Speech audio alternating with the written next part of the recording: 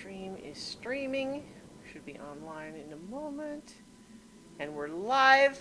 Hello, everyone, and welcome to Adventure on So Many Levels. We're going to play some Dungeons and Dragons. Yay! D and D.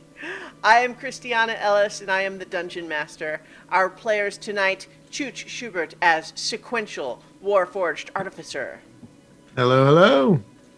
Paul Fisher as Zinhorn Windborn, Dragonborn Cleric. Good evening. Starla Hodgton as Carolina Swift, Human Bard. Oh, and she's muted, alas. Oh, no. Am I? Well, I'm not. we hear you now. I'm just really quiet. I'm sorry. No, friends.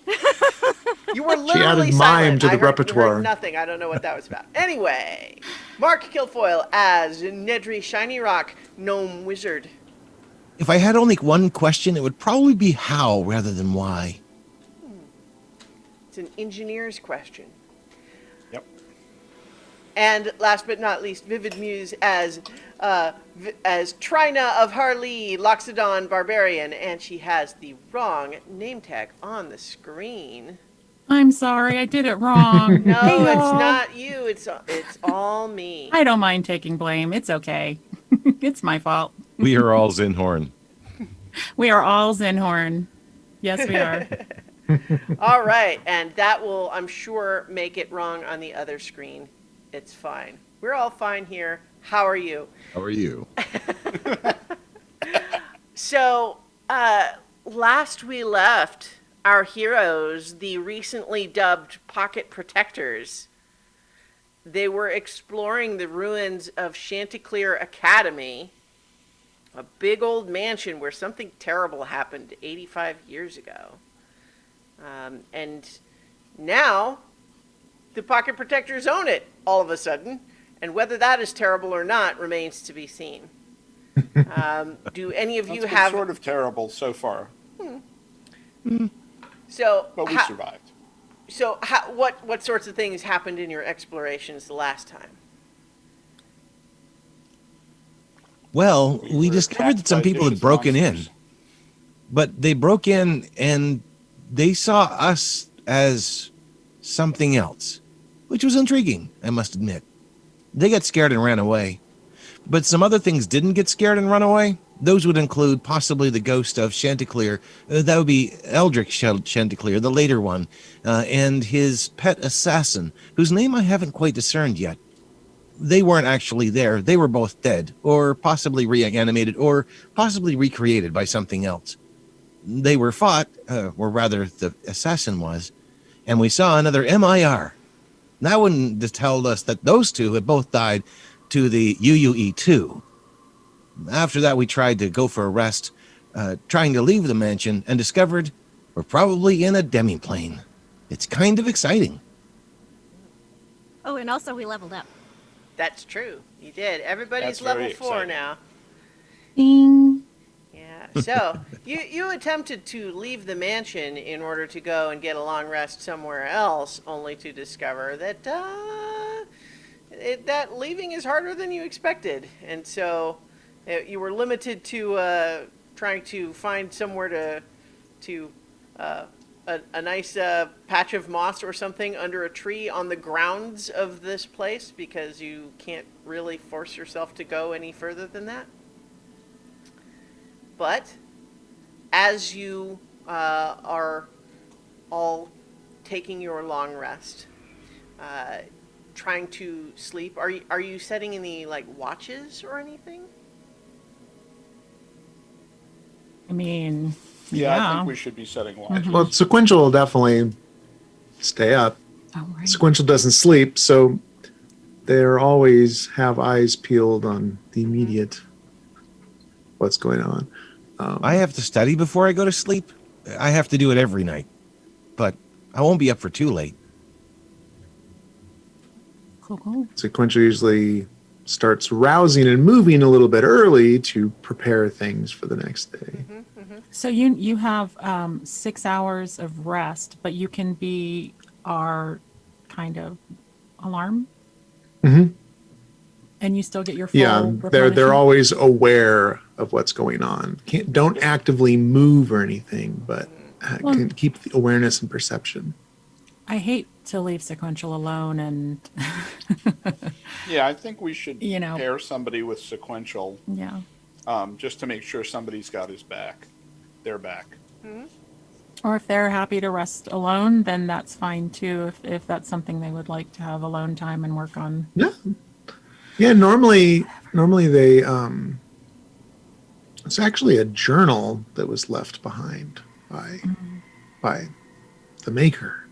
And it's encrypted. And so while they're resting, they can't move, can't turn pages, but can stare at an encrypted text for 6 hours and try to decipher it. That's an interesting mechanical question because it kind of, it almost feels like anything that would have to require a check feels a little bit against the spirit of this whole thing. But then again, who cares? I would absolutely allow you to study the cipher in this journal overnight if you like. Though, having previously been looking at it, right? Like this is not new for sequential. That it is a incredibly complicated cipher that you've been struggling with for some time and not so far making very much headway in. But you can go ahead and make an investigation check.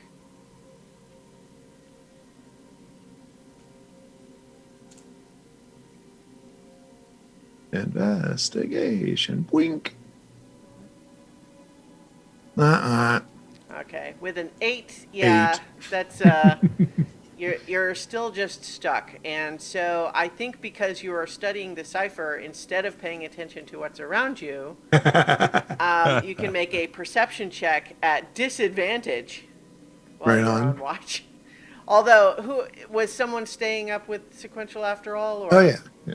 Well, since I have to study anyway, I'm probably going to be up a bit later, so I don't mind.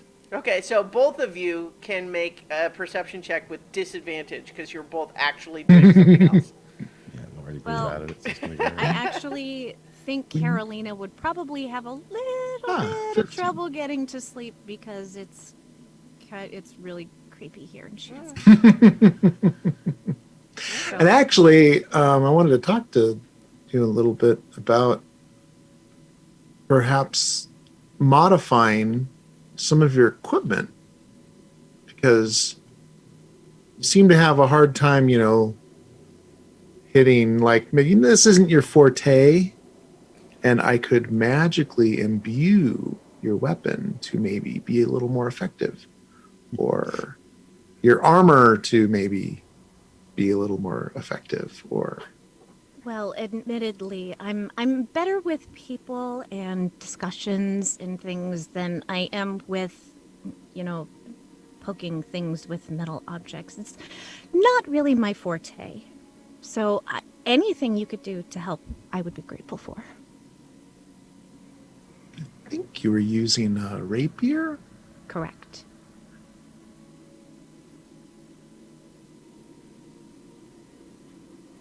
So yeah, it's one action.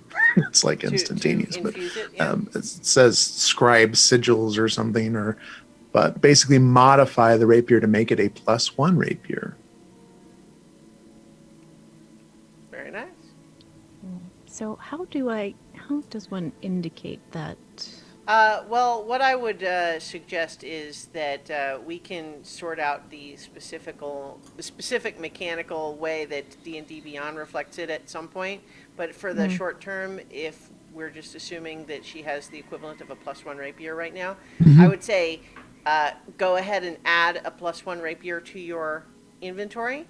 And if there's ever a point where the sequential needs to take the infusion away, then you could unequip it at that time. Okay.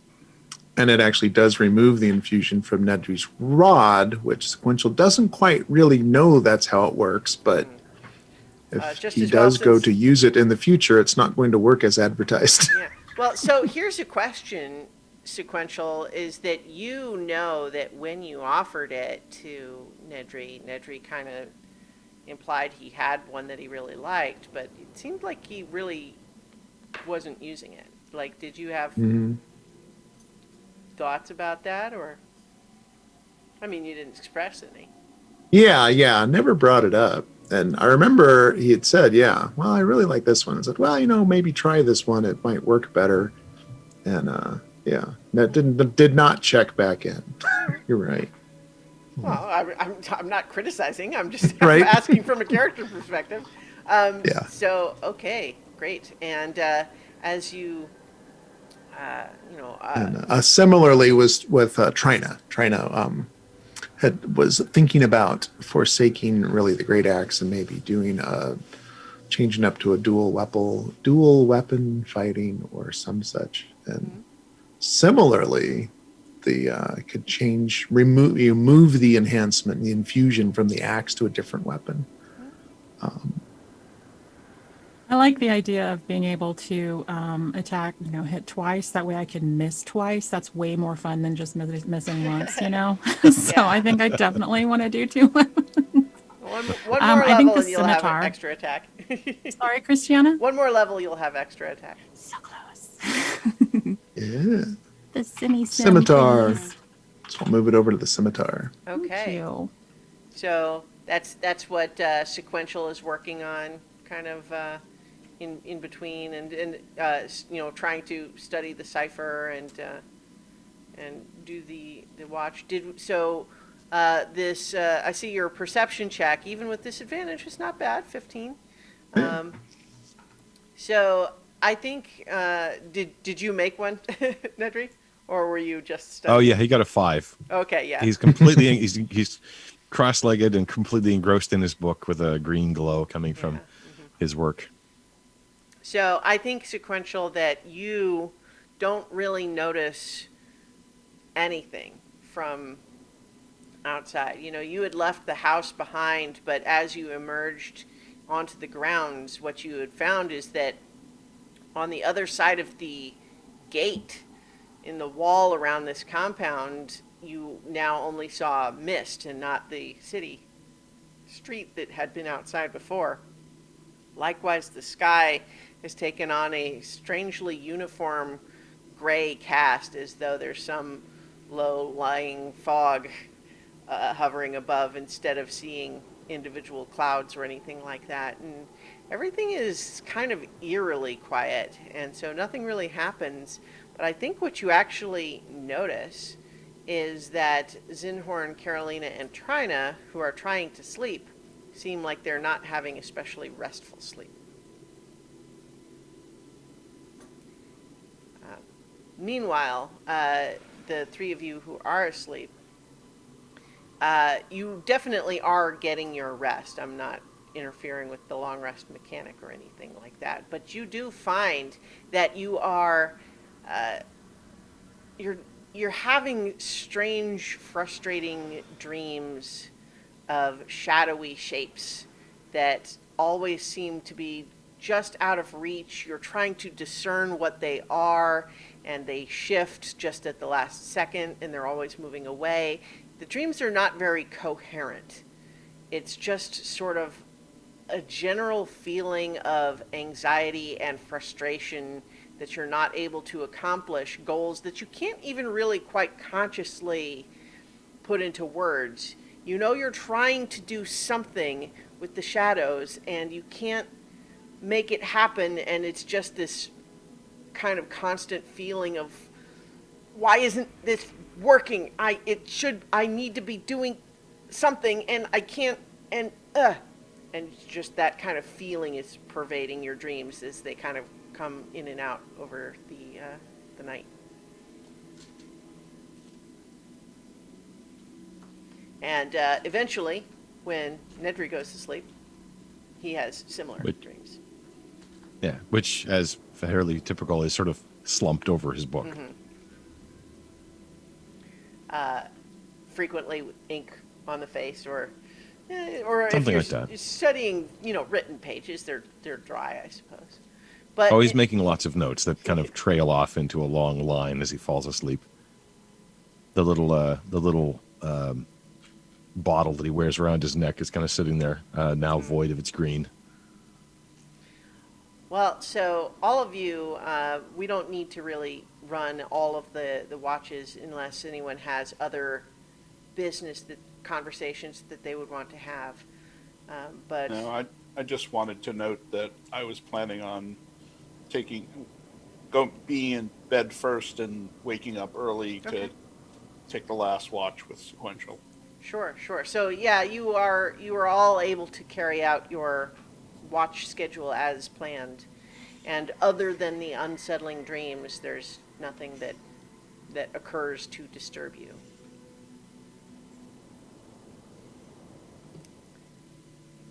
Now here's a question though: What's up? did you all bring food? Do you have food? Oh, we have like the rations. I do have Right. rations. Didn't somebody no, get some I food, stole some some stuff cookies wrapped in up my from the kitchen? pockets. Yeah, I had some cookies, but I don't remember if it was that day or not. Some fancy pastries, but nothing like substantial. Yeah. I don't eat. Well, so Oh wait, you got that bread gun? Could you pop us all Oh some yeah, toast? I can knock off some bread easy. Yeah, I had a whole bunch of bread yesterday. Yeah. yeah, you left Carbo that load. a big, gigantic, 10-foot diameter funnel cake that you left in the. I guess we don't have to burst it, right? Yeah. But Yeah, you could just squirt it out like caulk. Yeah. So here's the thing, though, that you find whatever bits you've got to eat, whether it's from the bread gun or your rations or whatever Trina had with you, you find that when you eat it, the taste is barely there. It doesn't taste bad. It's only a hint of what you would expect. It's very muted. You know, if you imagine unsweetened oatmeal, like a whole bowl with just a drop of like vanilla or something in it, and instead of something that you would expect to taste very flavorful. It's just Even very- should I use prestidigitation to give it a little bit of oomph? if you try that, you find that it's better, but still not as much as you would usually. You know, it's an improvement, but still not back to normal. Okay. I wonder if this demi-plane was created intentionally, and whether they knew about the food problem.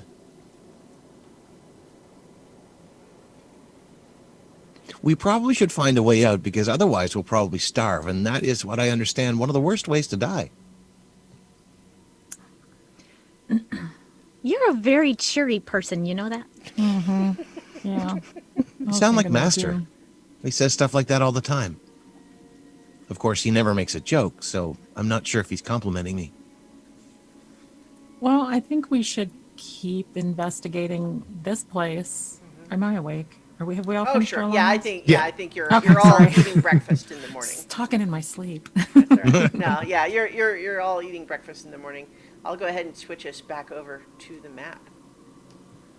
Definitely want to investigate the house before we try to leave, because who knows how hard it'll be to get back. I don't know that we. I think this might be one of those situations where the only way out is through. Yeah. Yeah. Cool. that's what I I'm love thinking. those. Those are the best.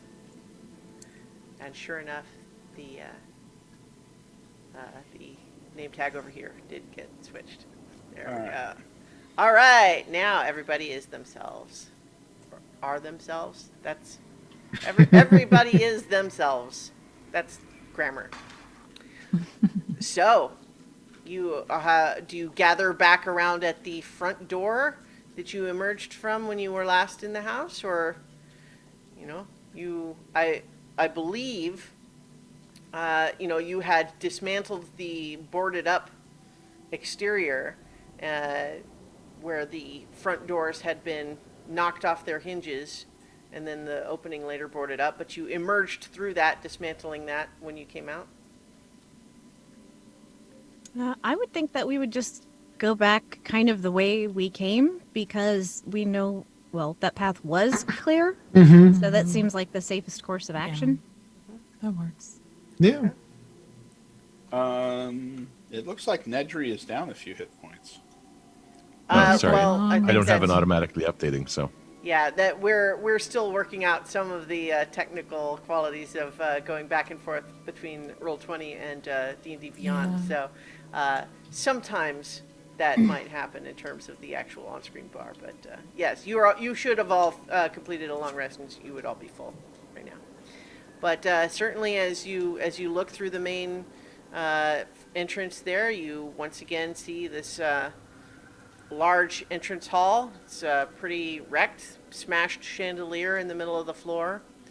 You know, open to up to the second balcony with a pair of staircases that go up that way, and then rooms stretching off into the east and west wings. Nedry starts to wander towards the back. Mhm. And he sort of starts funneling up that stairs that's there as Yeah. well. Yep. This is the room I think where we heard the noise before. Yeah, when you were this there, is the entrance. that's where you found the wine stain, the wine spill, Right. Mm-hmm. and you heard coming from over the balcony the laughter. Okay. Do I see the bottle anywhere? No. I mean, it looks exactly as you left it the last time you were in that room.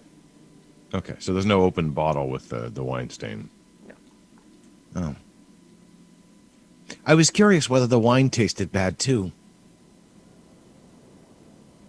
I mean, it's not much for substance, and I really shouldn't be drinking that much. But if it came down to it, I would like to suggest we go back up the staircase that we had used previously, and just so that we don't accidentally miss a room and let something get in behind us. Are you lingering back there by the front door, Trina, or just didn't move your token? I was trying to add the scimitar. I'm sorry. Oh, that's okay. I'll kind of pull you up I hear along them. there. I hear them deciding and Sure. staring, and I'm going where they want. I don't Okay. have a plan. Just point me at stuff. Let's go this way. Yeah, well, Sure. it was the stairway in the, in the west wing that In you the big had. round room. Yeah. So. although we'll have to make everyone sure we cover the checks other out. stairway at some point. Yes, I agree. But for right now, let's go this way. Okay, so if you all find that everything is as you last saw it, as you move along there, you make your way to this enormous round room at the base of the tower. Once again, all the furniture piled in the center and cracks in the plaster. And then as you climb to the second floor, let me put your tokens back over where they ought to be. Hang on. Yeah, let me just drag new tokens on there. Yeah. So you're coming out here. So once again, you are at the top of these stairs at the entrance to the fancy bedroom where you fought the strange creatures that and sprayed a big now crumbling and stale giant cone of bread. A giant crouton.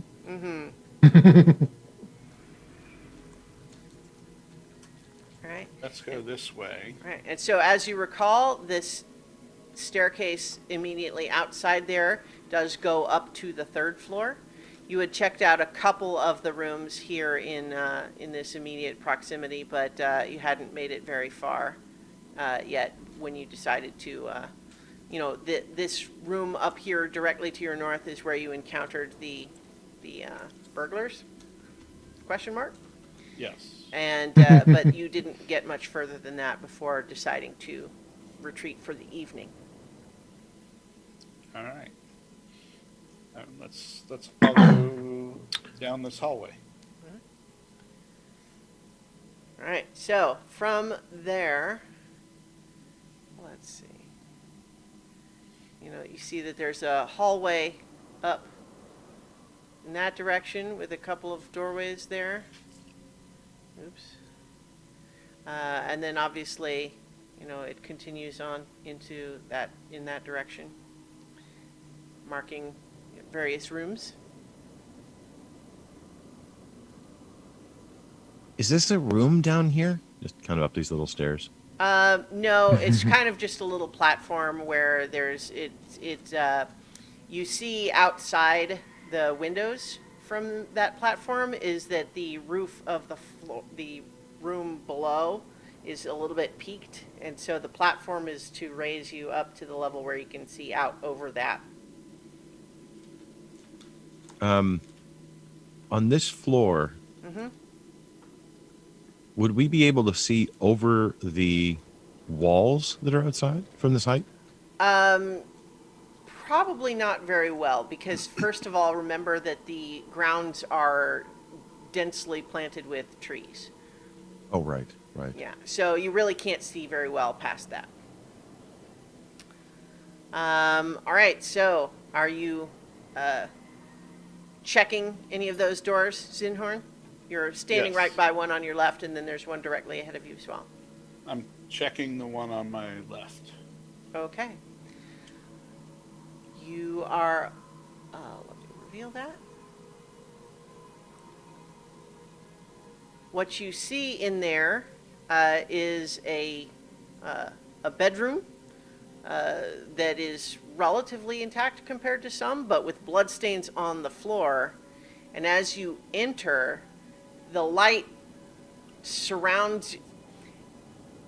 Your character probably wouldn't know this reference necessarily, but if you've ever seen a time-lapse video where the sun is moving and so it makes all the shadows in a room move, suddenly all of the light in this room and thus all the shadows seem to shift and swirl in that way. And then out of those shadows seems to arise some sort of a humanoid figure made of shadow. And we're going to roll initiative. Oh, no. Yes. I made room for yes. Carolina to get by in case she wanted to, and that might not be what she wants right now. All right, so let me. Are you saying that things are going South Carolina? Oh dear, he did that. All right, so He did that to us, y'all. all right, so let me get you all on the turn tracker here and have you. What the hell? Oh, I'm on the wrong layer. Here we go. Okay, so you should all be on the turn tracker. If you can go ahead and. Cute. Lovely. Okay, so everyone get those together, and we will begin. Excuse me. Why am I having so much trouble entering two numbers? My first time, y'all. Well, so when you're entering into the turn tracker, I will say that what you can actually do is if you click and have your token selected, and then do the initiative roll from D&D Beyond, it should automatically populate into there. Oh wow. You can also type it in manually, but if you do that when everyone else is trying to do it, that's why it sometimes will mess up. But if everyone has got it in there, then let's begin. All that has happened so far is that this strange sort of three-dimensional shadow has risen up out of the shadows in the room, and it holds out its hands. And just like a shadow can be elongated with the source of the light, its fingers are extremely elongated, almost like claws. And it looks pretty sinister, but it hasn't done anything yet. Carolina, you have the opportunity first. I don't like this. So this thing just like appears in front of me, and just instinct or whatever, just need it to not be in front of me. So I'm going to cast Dissonant Whispers. Okay. And so, what does it makes a saving throw? I believe so. Yeah. Yes, Wisdom saving throw. Okay. 14. It rolls a 19.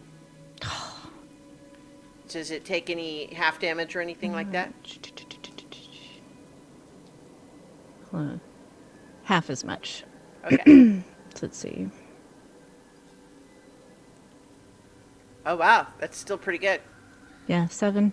Yeah. So you see it, it sort of reel in place, and it doesn't make any sound at all, but it is clearly like distressed in its body language, almost like you would imagine a mime indicating distress, just waving its head back and forth like that.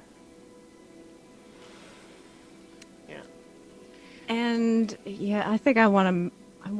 I don't like being here. So I am, and I know it'll get opportunity. So, but I'm gonna back up to here. Okay. It does try to slash at you with its talons, and it gets a 16 to hit. Oop, 17 with my shield. Uh-huh. Well, you evade it. You find that despite it seeming to be made of shadow, you certainly feel something strike your shield. Oh, I had a bonus action I could have used, but yeah. Anyway, next time. All right. Nedry, you probably can't actually see what this thing is, but you certainly saw Carolina backing up quickly as though she's reacting to something. Going, no, no, no, no, no, no, no. That's a pretty good indication. To be clear, he would have attuned to Protective Versus in the ring. Oh, okay, great, yeah. Just to make sure it's clear. But well, this looks bad. Safety first. So I'll cast Mage Armor.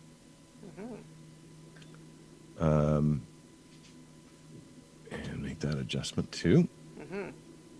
And then I gotta see what's going on. So let's see. And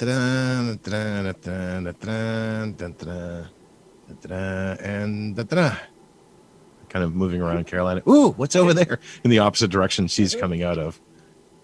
Yeah, so you see what looks like someone has made a 3-dimensional mannequin of a shadow with long, scary claw fingers. You're new. Yep. All right. Trina, you're up next. Well, she's gonna swing, for sure. Yeah, she's gonna swing scimitar. Okay. Happy, newly magical sweetness. Did it roll somewhere? I feel like I clicked it. Yep, Well, yeah, 14. so it showed up. You got a 14, which is actually Nowhere to just what look. you need to hit. So go ahead and roll that damage. Yay. I don't know where to watch anymore, guys. Well, that one showed up on my screen. There you go. So Yeah. that is a plus 6 points. Yeah, so damage. you slash through this thing like there's nothing there at all, and it just seems to evaporate, and it's gone. Oh. Cool. Congratulations! I was going to Fun. say it counts as magical since it's been sequentialed. So yeah, but it's gone. Hey guys, I got it. Yay! Boom, one hit. Oh. It just. Psh, The Maybe a little slower next barbarian. I don't know. What Carolina's happened. just got her rapiers. Like, are you sure? No, it didn't seem like I took it out. If I'm honest, it seemed like it just went away. So it could come back. Well, let's hope. But it felt good to hit something. Yeah. That was frustrating. Is yesterday. there a moat of knowledge in there now, Zenhorn? I'm looking around. You I don't. MIR. You don't see any of the glowing motes of light in this room. What you see is a relatively simple bedroom that has sort of ordinary furniture. As you guys kind of search around a little bit, underneath the mattress, you find what appears to be in a score sheet, like for some sort of a game, wrapped around what looks like a six-sided die. Huh. I don't know why I said what looks like a six-sided die, because it is It's a mimic. it's a small cube about half an inch on a side, and each side has a number on it, 1 through 6. So interpret that as you will. Okay. What is? I mean, the score sheet has like names or scores or something.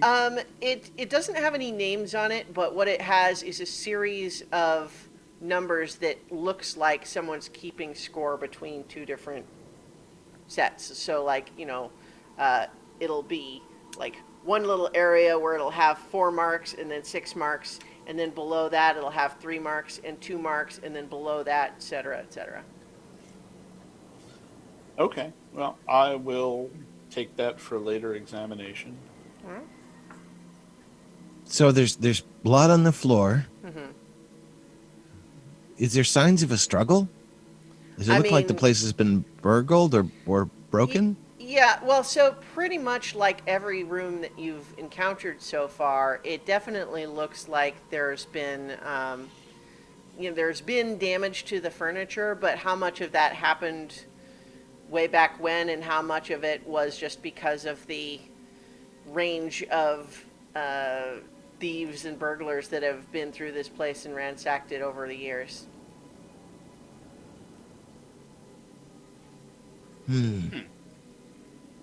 Maybe an LSP? I mean, it's technically UUE3 unless I have something else I can figure out with it. It seemed to be different, though. LSP?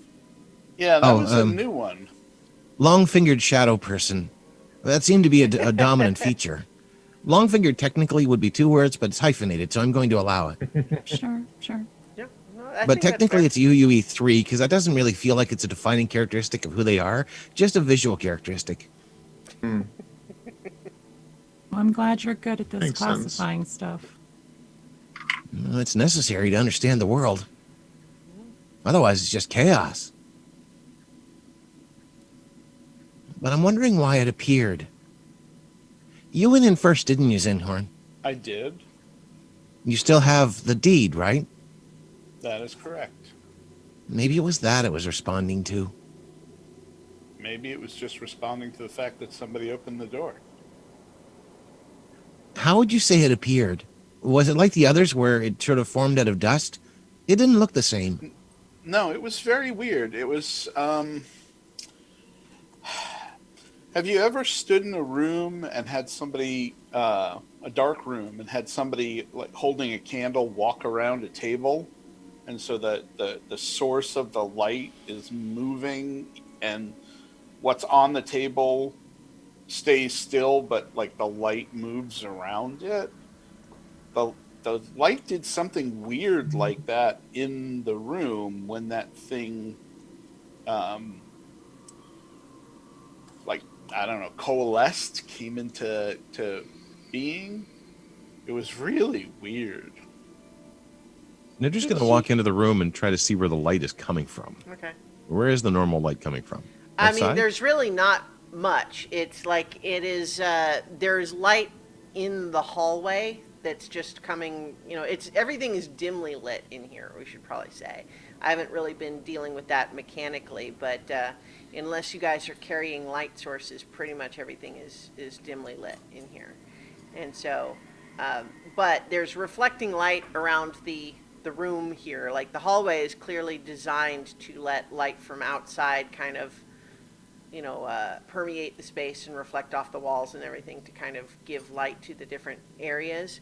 But mostly what you saw when you opened the door is it's dark and kind of shadowy, but what light there was casting a shadow on Zinhorn, like from Zinhorn, the light outside in the hallway cast shadow into the room.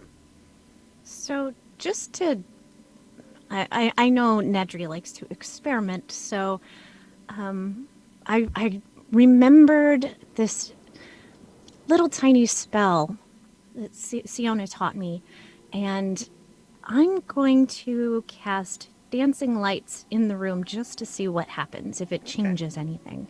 Okay. So what do your dancing lights look like? I feel like they're kind of sort of bobbing orbs that almost look like they are, well, they look like they're dancing, but kind of in a waltz-like pattern. So Nice. 1, 2, 3. Are they 1, 2, 3. any particular color? No, just white orbs. Okay, sure. So as those, brighten up the room, you can suddenly see everything a lot more clearly. Certainly they now are producing shadows from everything that you see in the room, but in ways that you would expect. I'm going to cast light on the front of my shield so that we have a definitive light source. Yeah. That's good, because then we won't have to keep messing around with how light is it in this room. Well, dancing lights is a cantrip, so I could just... Well, no, so I'm saying now, between those two things, I think we can just say, yeah, you can all see, because it's fine. You got lights with you. Mm-hmm. Yeah. All But right, yeah. shall we move? Shall we move north, Trina? You're standing right by another So- door. I was going to ask, is that a door or a wall that I'm standing right next to? Directly north of you is another door. And in Well- fact, that door says Professor Treco on it. It has a little Professor? label on it. Professor Treco. Treco. That was for you, Mark. Treco. So yeah, I'd like to try the door then. It opens, and I can reveal it as soon as it will give me the right tool. Hmm. There we go. He's not listed. Well, the plaque you saw down there listed senior faculty, and below that it was too damaged to read. So what you have in there is a larger bedroom, more furniture in it. It's, as you might expect, if this was an instructor's bedchambers, it's a little bit nicer in general in terms of the furnishings provided. There's a sofa in front of the fireplace. There's a big desk in the southeast corner that's kind of up on its side.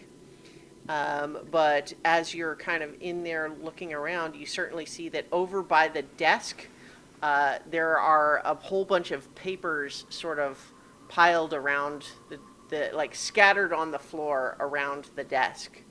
A bunch of single sheets of parchment that are kind of all scattered around the floor there. Ooh. Let me take a look at those. Okay. Well- You pick up a couple of those, and they all look like answer keys to some exam, but they're all different. Some of them, in fact, say the same title, like the same class, but the answers in the key are different. The handwriting is different too? No, the handwriting is identical for all of them. But each of these keys is completely different. Like, there are several different classes listed, but also, even when the class is the same, the answers are different. I wonder if this is the test they wanted to steal that stuff for. You were saying something, Trina? I forgot. Okay. Sorry. But an elephant never forgets. I'm not actually an elephant. I just play okay. one. Sorry. My mistake. So, yeah. Oh, I know what I was going to ask. While they're doing big brain stuff, I was going to ask Sequential if he wanted anything to make more signs, no trespassing signs. I know that it doesn't matter while we're in this dummy plane business, but Nah. okay. Actually, the magical effect I can only maintain, I think, three objects at a time. So I think just That's the one at the pretty- door will be good. that's- Since we couldn't make it out to the signpost, I think just at the door will Yeah. Yeah. suffice. So, Nedry, you actually, while you're over there looking at those answer keys that are kind of scattered around the desk, you look over, and the desk is, pretty, like, dusty and, like, banged up from being mistreated over the years. But oddly, one of the drawer faces looks nicer than the others. Is it locked? No, you open it, and oddly enough, even though the desk is like up on its side, when you open it, there is at the bottom of it what appears to be another answer key, fresh. Like the others look like old paper, this one looks like fresh paper, but it's like up on the bottom of the drawer, like the desk is the right way around. It's not flopping over like you would expect from the desk being sideways. That feels like some kind of magical trap. Like if your students were going to steal the answer key, you might create a fake one to go in the drawer. So be careful, Yeah, Nedgy. but why is it new? Because it's an illusion, maybe? Maybe it just looks new, and if you stick your hand in, then, I don't know, you get covered in pink dye so that they can pick you out as the person that tried to steal the answer to the test. Yeah, but you're missing the point. It's new. This place is old. Well, Who made it? The spell. I'm thinking it's a spell. I'm gonna hold up some of the other answer keys and see if they Okay. match this one at all. You find one that seems to be describing the same class in the same test, but the answers are different.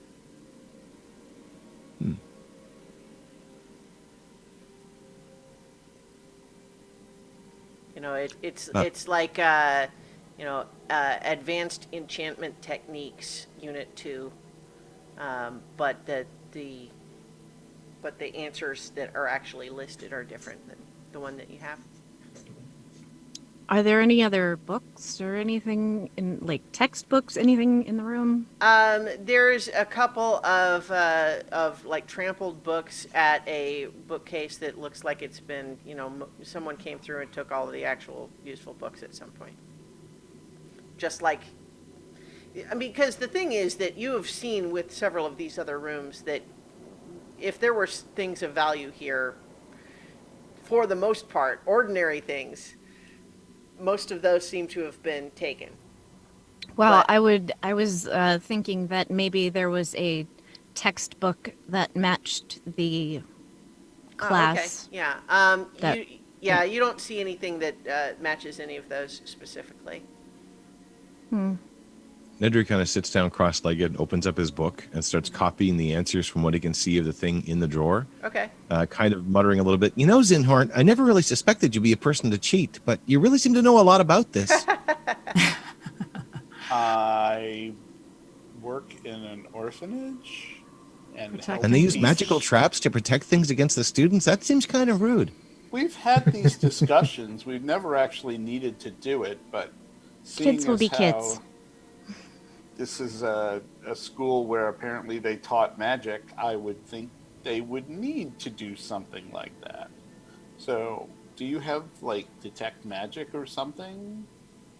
I can take a bit of time and check it out. It depends on how long we want to stay here.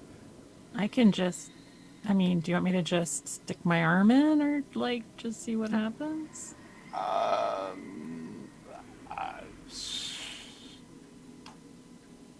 It would definitely How prove long would whether it there's take? something to affect, but it wouldn't necessarily show us what the kind of effect is or how to Yeah. defeat it. It would take me about 10 minutes. Sure. I mean, if, I'm I willing don't mind to wait waiting. the 10 minutes. the cleric wants to wait, then I'll wait. I'm not going to ire my I cleric. mean, I don't want Trinan to get hurt. Because, like, Yeah. I'm thinking they would just put die on you, but I deal with orphans. If they deal with, nasty people that have to learn to kill or something, Yeah. they may put something worse on it. So, Sure. um, Well, I'm happy to wait. Yeah. All Don't right. have anywhere else to be. So All what right. what did the rest of you do while Nedry is performing this ritual? I'm going to stand guard over him. Okay. Yeah, definitely don't want to explore because that could complicate things. Yeah, that could trigger something. Can I'm we gonna probably just sit there and tune my lute nervously. Just look anything, something to do with my hands that doesn't involve touching other things in this place. Blung, blung, blung, blung, blung, blung, blung. What do I Go smell? pull out the sphere and tinker with the gazer beam. It smells very similar to what you know everywhere else in this place, and it's just very dusty, musty. All the smells that you would kind of expect for an old house that hasn't been taken care of for 80 years.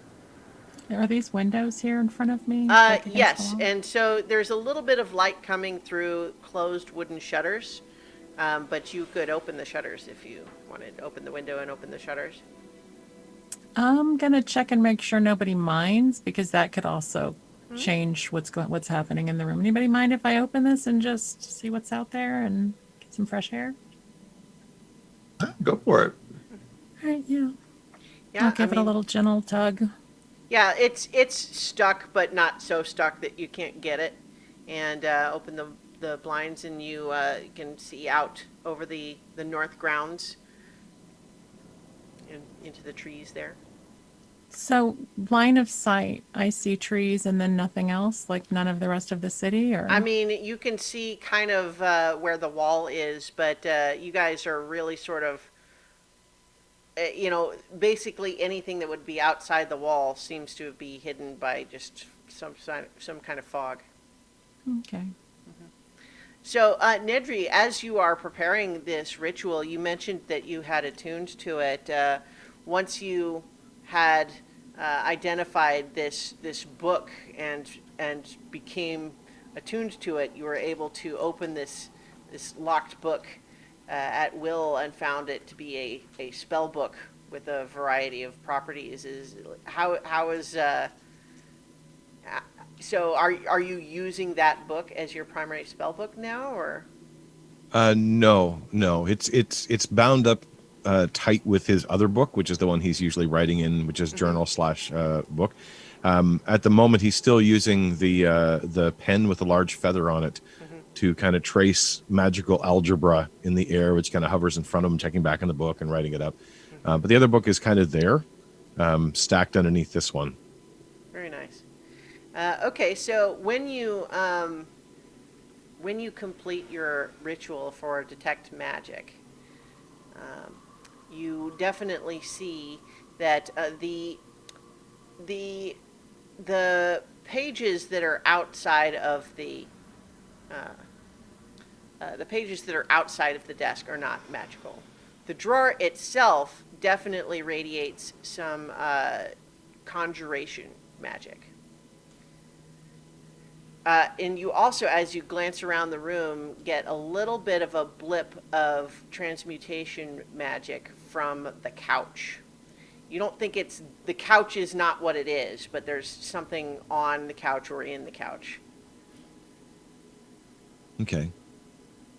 Inside the drawer, the paper that's there, that doesn't radiate magic as well? No. The drawer itself radiates conjuration magic. Interesting. I don't know if it's a trap exactly. It's more like the drawer. Maybe it brings this page here. Also, there's something about the couch. Make sure it doesn't bite you, but it's probably just something get lost in the pillows. You might want to take a look. Okay. Magical loose change. Which is the couch? Is it here? Yeah, the couch is actually under where Nedry's token is currently, but that's fine. So Okay. You poke through the couch and you find what looks actually kind of like a relatively large, like, medicine tablet. It's bright blue, but it was like lost under the cushion, and that seems to be what was triggering Nedry's reaction. Oh, incidentally, Nedry, you also notice on Zinhorn that die that he found is also magic. Oh, Oh, that might also be a lucky die. Or maybe it will explode. It didn't so far, so probably not. It was probably used to cheat. That makes me want to go back into the other room. I'm going to try to grab the piece of paper. Okay. You reach in and it comes out just like you would expect, except for the slight weirdness of it acting like it's held by gravity to the bottom of the drawer, even though it's up sideways. But it comes up just like you would expect, and below it is a different answer key. So you are now holding an answer key, the one that you saw in your hand, and there's a different one in its place. I love this. It's an endless answer key. They think they found the right one, they steal it, and another one appears. Is it the same answers on the inside? Or is it new answers? So it looks like it's a different test. Huh. So, just out of curiosity, I'll try this a few more times. Just a few. Yeah. So every time you take one, you're just taking more and more pages out. And in fact, I think in retrospect, you can understand that probably all the ones scattered on the floor are from the last person who tried this. And That's clever. Yeah. So each one seems to be different. When you do eventually get enough of them out that it sort of repeats like what the test is supposed to be, like all of the others, the answers don't match. That's pretty clever. Also, an endless supply of paper.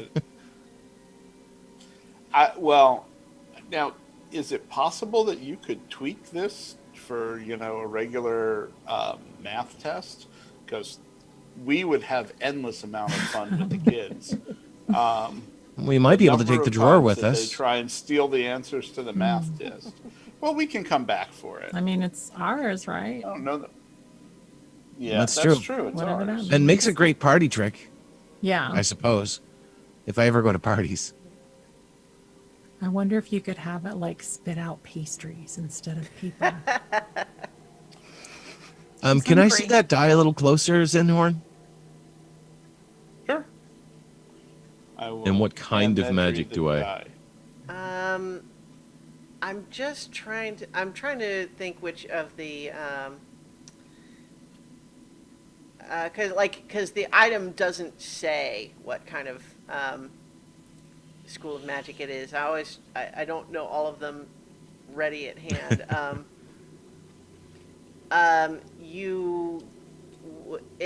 Enchantment is what it would be. Yeah. Okay. I can work out exactly what it does later. But you can have it back. Okay.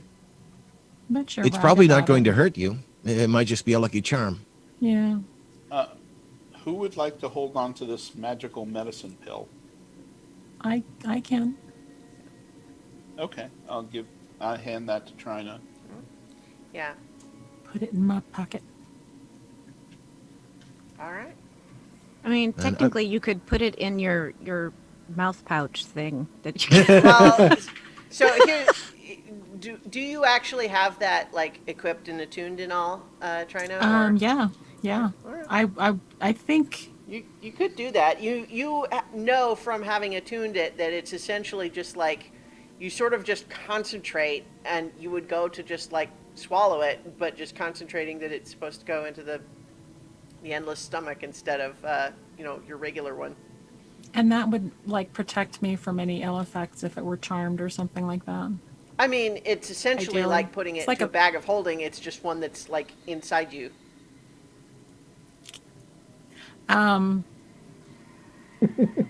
You're going to win so not many eating making contests. any jokes. But yeah, it would protect me from any ill effects though, right? Like It should. curses I and mean, stuff. that's your understanding of how this item that you have works. It's essentially the endless stomach is very similar to having a bag of holding, except that you don't have a bag that's separate than you, and the opening of the bag is your mouth.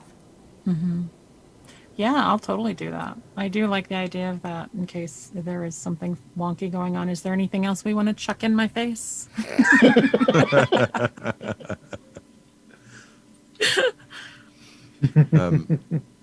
While I have this ability, this magic spell powered, I can see things for a while. So we shouldn't linger if we can. And kind of mentioning that, he wants to Yeah. pop into the other room just to see if there's any You remnant don't of magic. Speed run. Yeah, you don't see anything else in that room. Okay.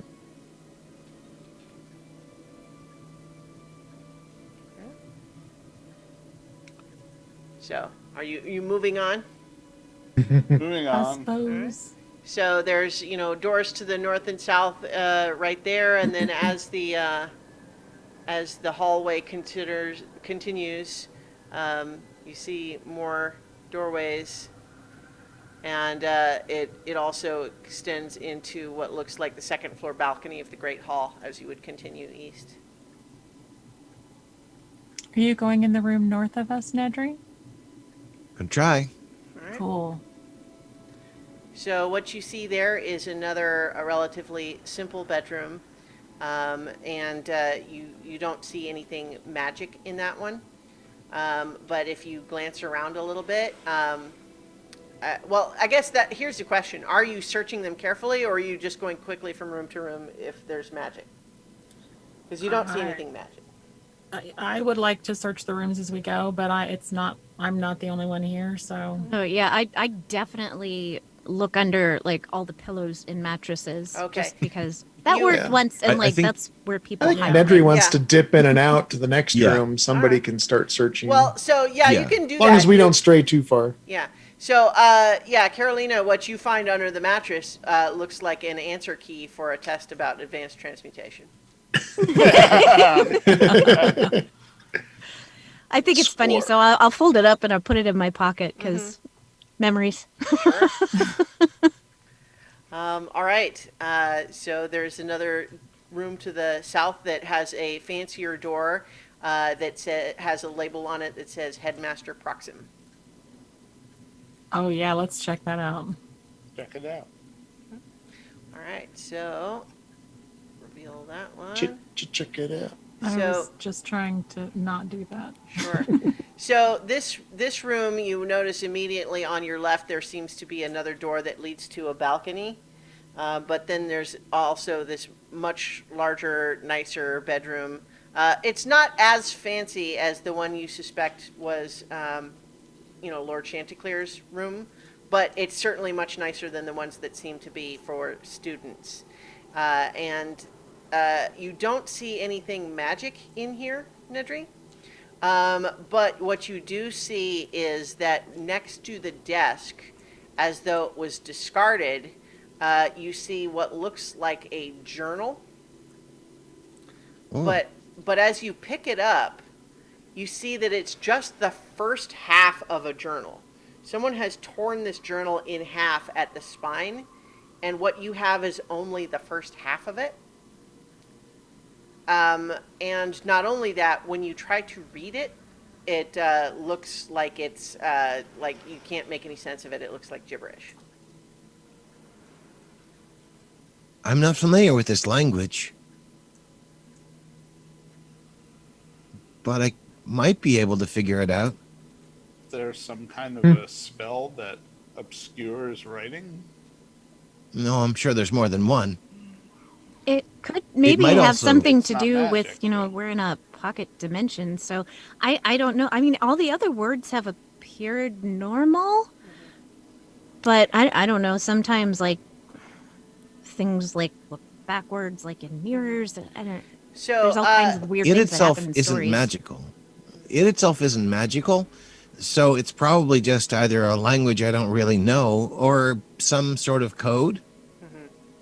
does everybody look at it? Yeah. I Yeah, definitely hold it out for everybody to take a look. Sequential. I know. You are especially primed at the moment, given that you just had looked through Greg Holmes' notes last night, to recognize that not only does this seem to be some kind of a cipher, but it's, if not the same, it's very similar to the one in Greg Holmes' notes. You see wow. symbols that clearly don't represent any sort of a letter that you're aware of, but that match exactly ones that are in Greg Holmes' notes. That is fascinating. It does look like a cipher, but almost familiar. I'll go ahead and just reveal the balcony here just because there's nothing out there. A It's cipher balcony. I have not yet cracked, but similar for sure. Do you understand any of it? No. I mean, some of the symbols look a little familiar, but I don't. Like, you understand that it Of any. is, it's the sort of cipher that you need a key for. Like, you need to sort out, like, there's a trick to it, and it's really designed to be utterly indecipherable until you have that. And at least so far, that's why you've really been struggling. If there is some other way to decipher it, you haven't found it. Does the handwriting resemble the answer key at all, or is it very different? It's very different, but it's consistent within this book. It's very deliberate. It's small writing. Someone with like a very like calm, steady hand writing very deliberately. I pull out the couple of notes we found before, like the one especially in the crypt, and just kind of eyeball the handwriting to see if it's similar at all.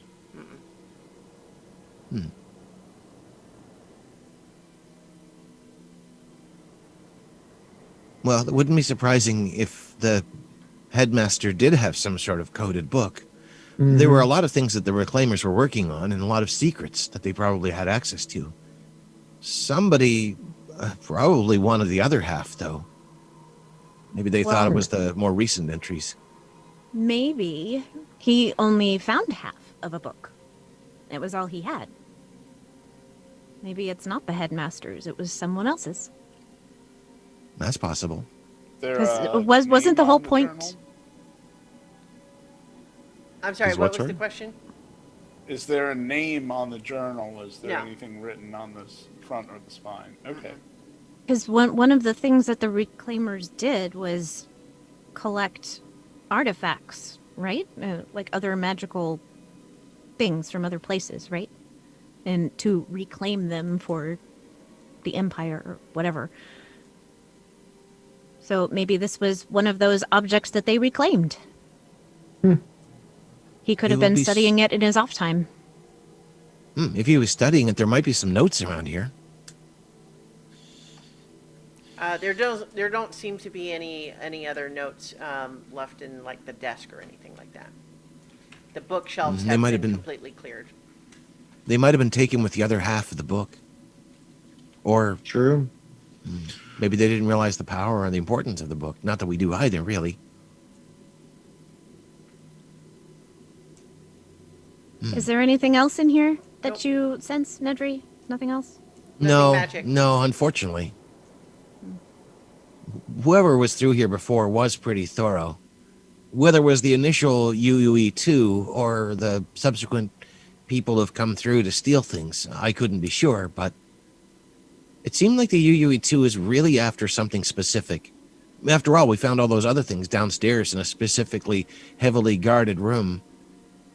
Then again, if those things were still there, maybe others didn't find them either.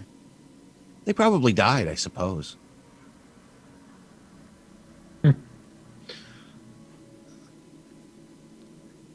Can't argue with that. All Whoa, right. did everything go green? Why is it green?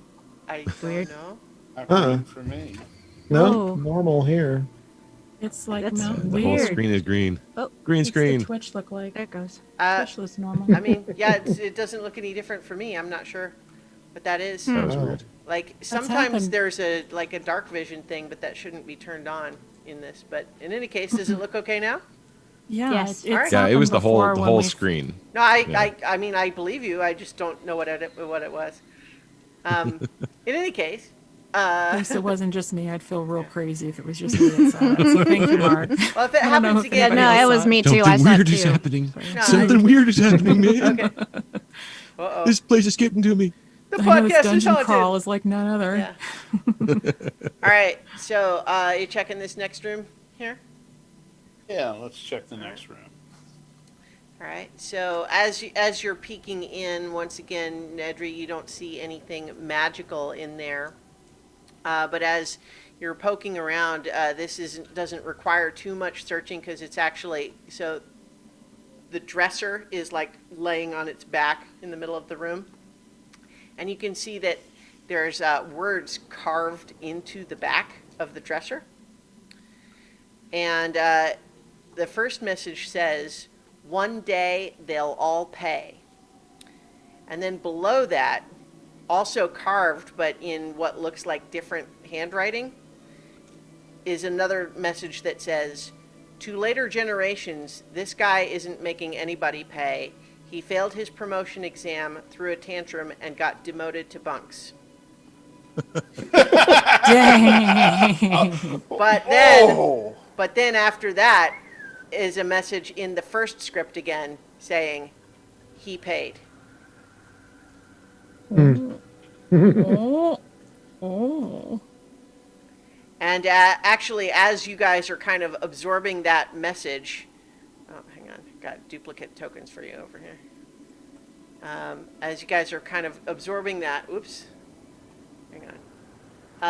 All of a sudden, a phenomenon that Zinhorn saw before, more of you recognize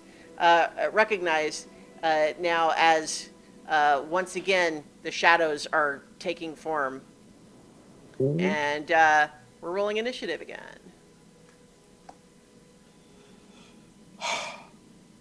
Would Trina have been left behind in the other room? Trina is Guessing not not. left behind. She is distracted trying to figure out all the different interfaces Yeah. that she's rocking right now. Roll 20 to move. Okay, cool. Thank you. And then initiative shows up somewhere Yeah. that I don't know. Let's see. What's my initiative? There it is. I'm 22. And then it loads that there. It's spiffy, y'all, when I know to Better not touch than anything. last time. Yeah. Yeah. Not great. Okay. So, oh, hang on. I was doing the wrong thing. Hang on. Show up I was trying to put things on the right token layer. Instead, I was adding a turn to every single individual one of these things. Okay.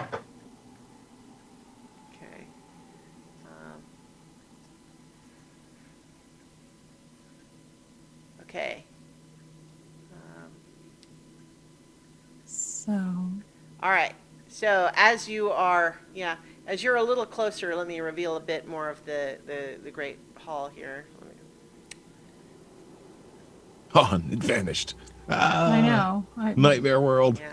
So what you can see is right here is railing, because you're on the second floor, and so over that railing it's open to the great hall below. Okay. But yes, one of these things has risen up and seems to be very similar to the one you fought before. Has everyone got their new initiative in there? Mm-hmm. All right. So we've got a tie between Nedry and Trina.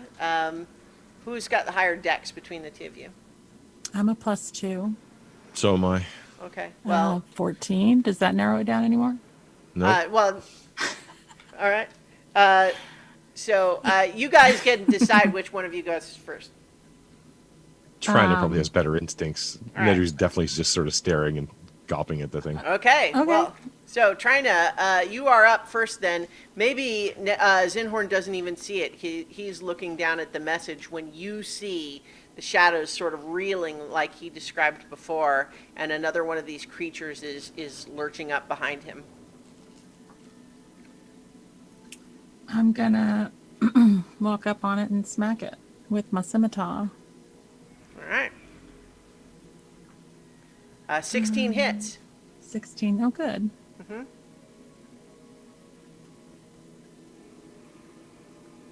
All right. For 8 8 points damage. of damage. Yes, you strike it, and once again, it's a very strange feeling of not like you don't feel like you made contact with anything, but it definitely reacts as though it had been hit with a scimitar and reels. It doesn't disappear in one shot this time, though. You don't think you quite took it out, but you certainly hurt it. Well, I'm going to swing again with my short sword then. Yeah. Let me go to that screen. All right. A 9 unfortunately doesn't hit. It sort of leans in, and as it like leans towards the wall, you see it almost like go 2-dimensional against the wall. Like it can sort of move in and out of its 2-dimensional, 3-dimensional shape. And it evades you in that strike. Rude. So, Okay. anything else? Taking a knee Okay. and looking mean. Yeah. Nedry, your turn. He excitedly kind of runs up towards it. Can you tell us your name? Are you the one that was in this room? Did you get mad about the test? Just basically a barrage of questions, not really Sure, any other sure. action. He's super curious at this point.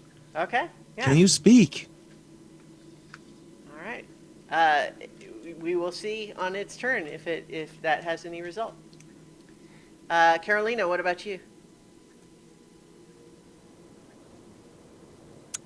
I am going to. She has this other, like, gut reaction that she just doesn't like this, and this results in just like a flash of energy that hits this creature. I am casting Mind Sliver, Okay. which is a new one for me. It's Intelligence 14. All right. Let's see how it does. It rolled a 19. So, it succeeds. Yeah. Oh, it went green again. That's weird. Yeah. I think it's the Zoom call. It's going green. Yeah, it's definitely the Zoom call. And It it's funny because for me, it's only the main part. I mean, like you the- look green because your monitor is giving you green light on, but I mean, I'm not seeing that, so I don't know Yeah. what to tell you. You're sure it's Yeah. the Zoom call and not Roll20?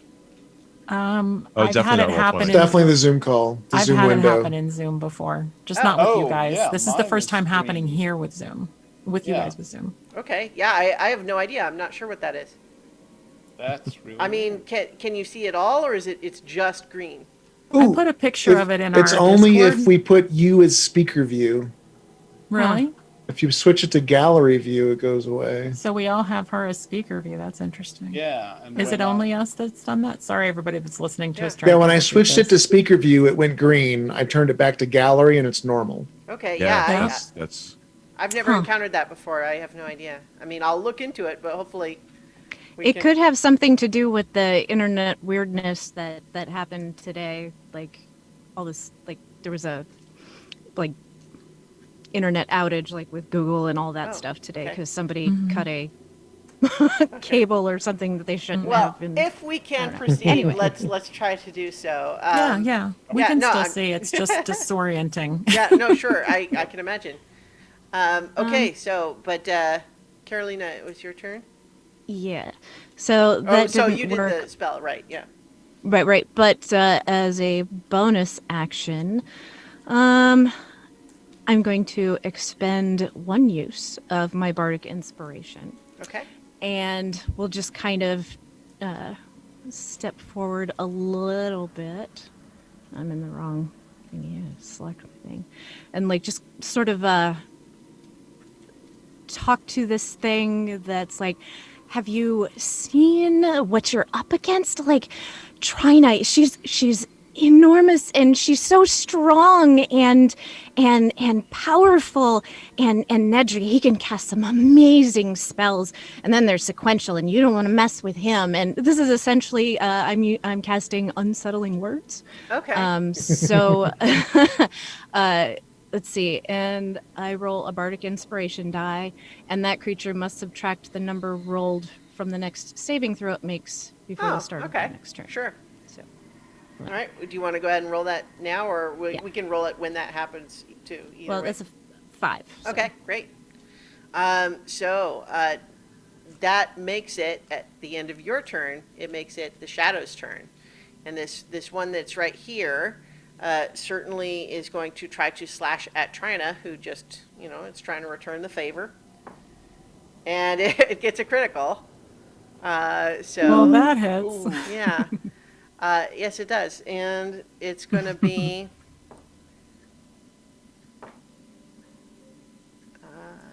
it's going to be 9 slashing damage. Okay. All right. And that's what that one does.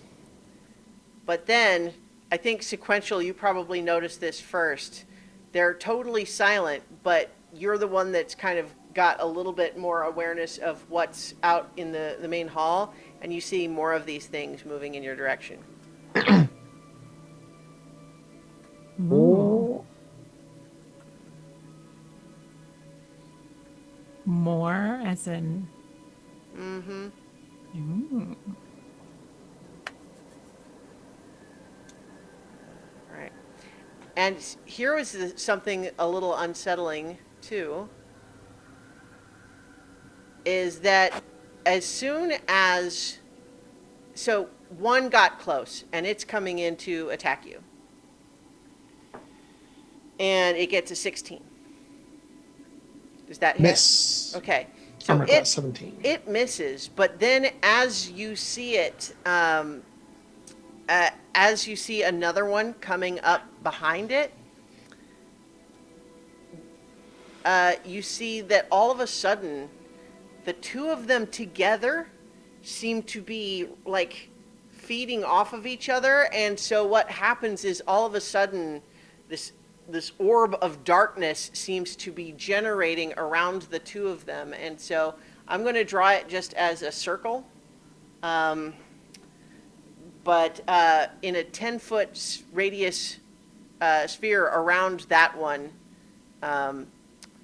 it's going to be... it's magical darkness, and you cannot see it through it. So as soon as the one comes up behind the first one, all of a sudden it seems like there's just some sort of a reaction, and you are blinded in magical darkness. So even dark vision does not penetrate this darkness. And so I'm drawing out just a circle so we know where the tokens are, but yeah, you would be blinded. Not Nedry and Trina in the other room are not, because it doesn't go like through the wall. But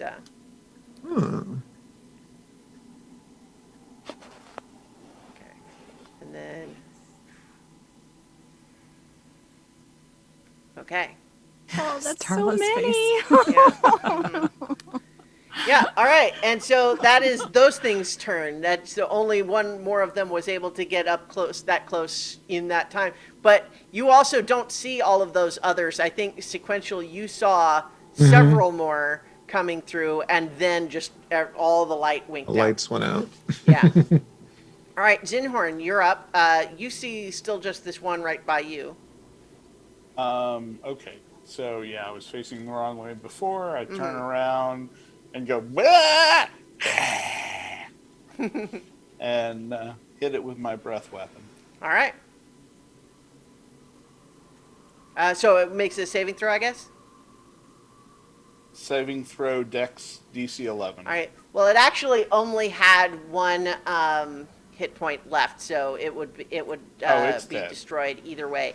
So I think what happens is the light generated from the crackling of electricity coming out of your mouth just sort of sears it against the wall. But it seems to no longer be animate. Disappears. All right. All right. And you might have heard sequential react Oh, out in the hallway, but I think when you look out through the hallway, it oddly looks completely pitch black out there now. okay. Do I get the sense that these things are undead? Well, I mean, I don't think you necessarily have just like the ability to know that automatically. I mean, you could read. Okay. I would allow you to make a religion check. but you don't have religion okay. specifically. I don't have religion specifically, so I'm at Yeah. +0, I guess. All right. Yeah, I'll let you make the check. He got a 20. I can tell. Look, yeah. that's a 20. He critted. Go ahead. Yeah. Go ahead, Christiana. Go ahead and tell him. Go ahead. Go ahead. They are Oh. definitely undead. You're sure. They're You're what? sure. You are sure they're undead. Okay. He did crit. I wasn't wrong. All right. Well, since I can't see the other ones, I wouldn't pull out. Yeah, my spiritual all you hammer. know is that you fought the one in the room and destroyed it, and now it's pitch black outside the room. Okay. But you took your action, and you don't necessarily have a I lot of. took my action. You could probably shove your way Yeah. out there, but you would be shoving your way into pitch blackness. So I'm not sure that makes sense. Yeah, that's not a good thing to do. Yeah, I'm going to stay where I am. Yeah. That's the end of my turn. Okay. Sequential. Now you're up. Sequential's not sure if this will do anything. They'll yell incoming, but gonna cast fairy fire Okay. behind them, so Right. So can you kind of ping where you would Double. want the center of Yeah. it to be? double clicking. It's not There you go. So because it's a fairy fire is a 20-foot cube. 20-foot cube. All right. So that would be something like. Whoops. It's not. Be I will something be like right that. Yeah, basically. Okay. And everything in that cube has to make a dexterity saving throw versus 13. Okay. Let's see. Let's see. Let me see if I can figure out how these two things would interact.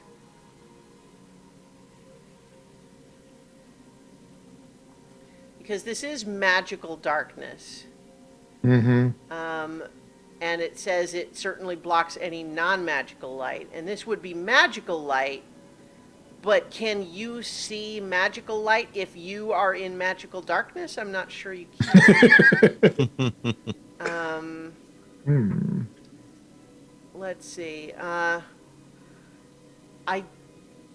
think we still that have it would, advantage? so Yeah. it would still technically affect them, but that doesn't mean you can see them, right? Mm-hmm. So Right. I will have them make the check, and I will sort of mark the ones that are affected. But if you are still in that radius of darkness, you would still not be able to see through that. Mm-hmm. Okay, so let's see. That's going to be 4 of them making the dexterity saving throws. Yeah, dexterity 13. Okay, 2 of them succeed and 2 of them fail. And so I'm marking the ones that. Well, what color is your fairy fire? Violet, because Okay, I've there got we go. the amethyst eyes. Sure. Yeah. All right. So I've marked 2 of them on screen here with a little purple dot to indicate that when not obscured by magical darkness, they would they would be glowing with Yeah. the fairy fire. And I don't want to stand in magical darkness. I'm Mhm. debating whether to try to barrel through or back up. If I back up, put my friends in danger, it'd be much more interesting to barrel through. So, All right. although I can't pass through them as an occupied space, right? Correct. The creatures. I mean, yeah, you would, you can't press through their square. So they've pretty much, like, you could move like 1 square, forward and diagonal. Yeah. But you can't really get any further than that before it's blocked.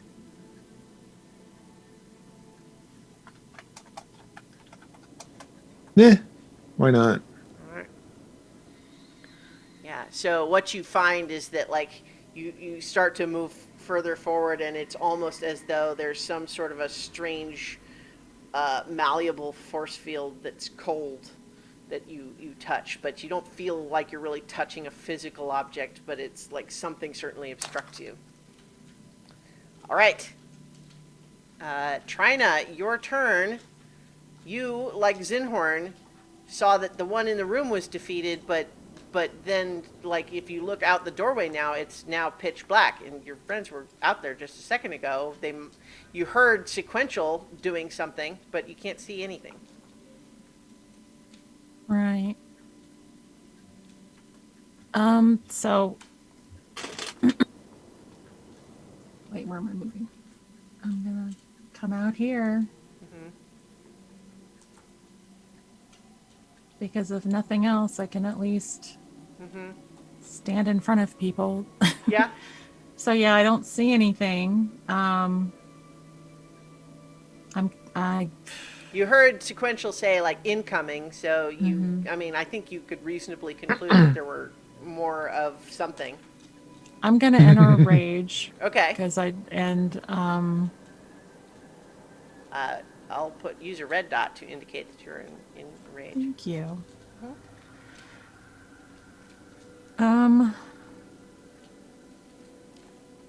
I guess, I think for my action, I have to see something to aim for, right? You can make an attack, but it will be at disadvantage because you're blinded by the Okay. magical darkness. Okay, yeah, let me, Yeah, because I think as you move out there, you are like Sequential just did. You can have kind of a sensation that there's something moving in the darkness there. You just can't see it, so you have disadvantage on your attack. okay.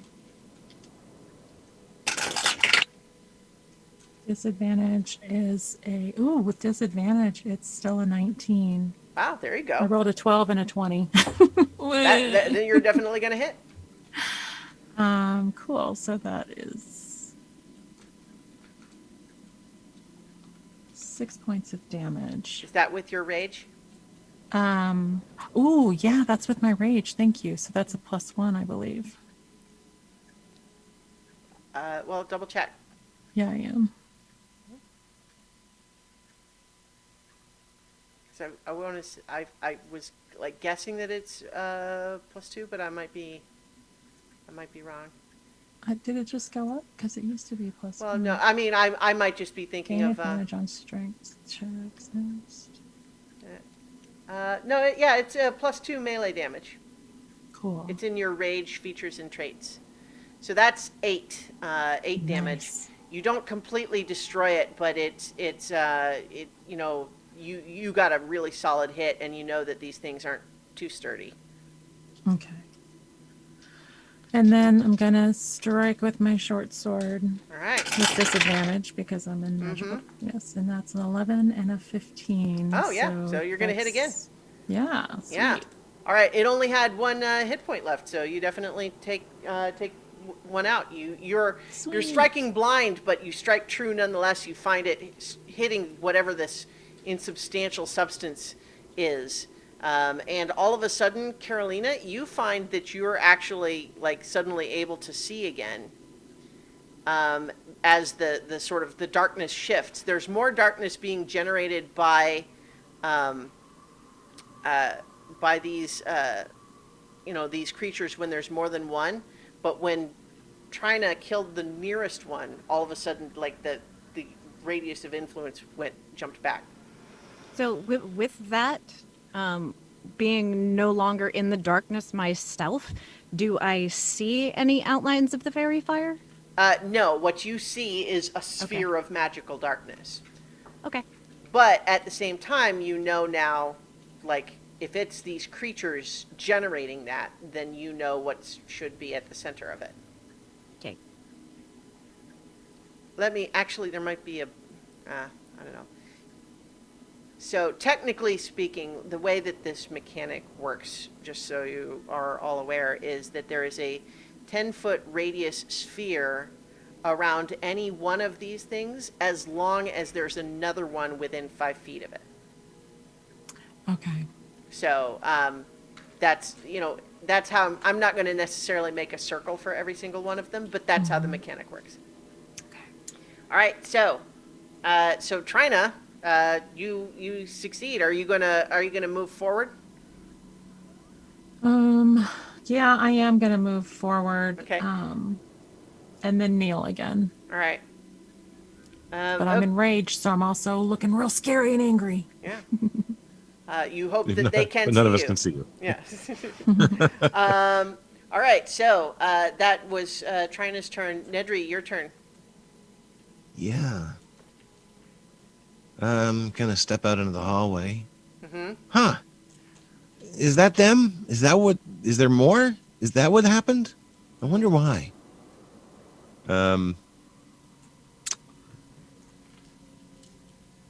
And he'll draw his dagger, but that's about it. I will ready an action. If one of them comes close enough to me, or if I'm engulfed in darkness, I will strike out. Okay.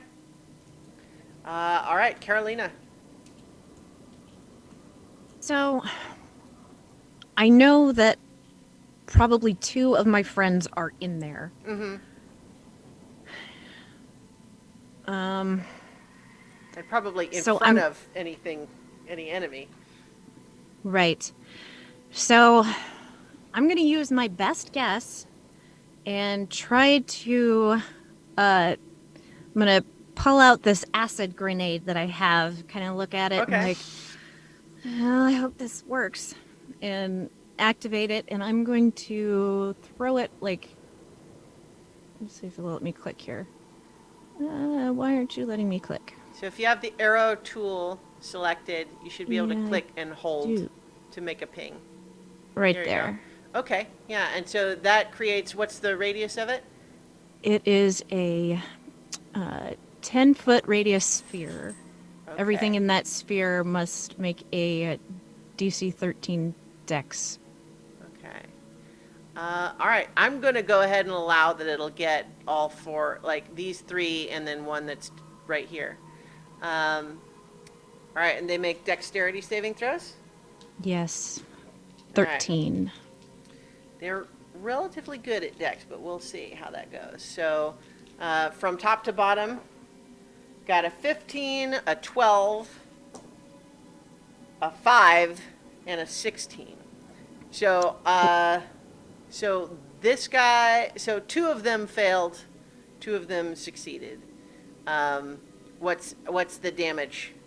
14. max. 14 acid damage? That's That's what max, the thingy yeah. said. Yeah, nice. So, oh yeah, I see it on the tracker there. Yeah, so basically, you toss this strange, like, vial with various mechanisms on it. You toss it in there, and you hear, and then this just sizzling sound as 2 of them are just destroyed outright, and 2 more of them take half damage, right? For the Yes, that- so yeah. they take 7. So that's pretty good. And in fact, because of which ones it happened to, those 2 are no longer within 5 feet of each other, so the magical darkness disappears. And by sheer coincidence, the 2 that got fairy fired are the ones that are left. Yeah, so your Nice. magical grenade, your acid grenade disintegrated the darkness. Good throw. Wow, that was a neat trick. Need some more of those. Are you All right. guys okay? I didn't hit you, did I? That Good. was so cool. All right. So, are you moving or anything else? No, I'm gonna stay where I am, I think. Okay. Zinhorn, you're up. The darkness outside has dissipated. You're muted. We don't hear you. Okay, so I'm going to move outside. Can I move here? No, that would be kind of going through the wall. So you could Oh, okay. you could move through Trina's space, but then it's blocked by this creature. So you could move to there. And then I have one at my back and one at my front. Yep. If I move here, then I mean, you're not in melee range with either of them. So. yeah, I'm just going to move into melee range. All right. Um, and I pull out my mace Oh, and I whack the one to the north of me.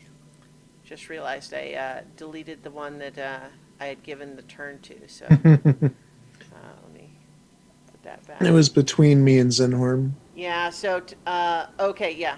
So I rolled a 10. all right. A You do 10. have advantage.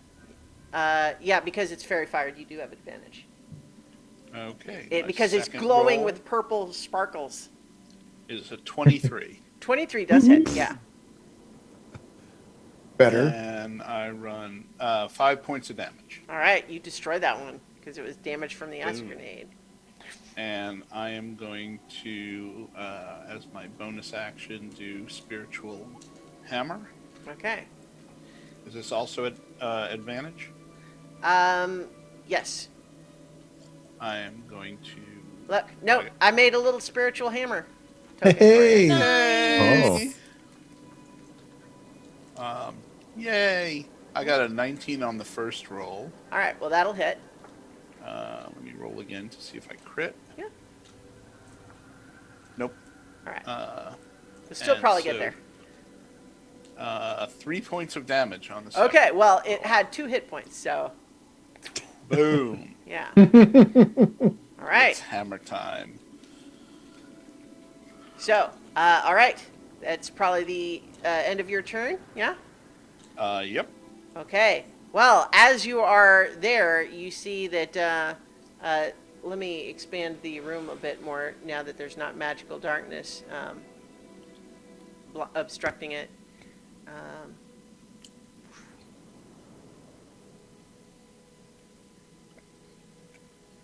All right.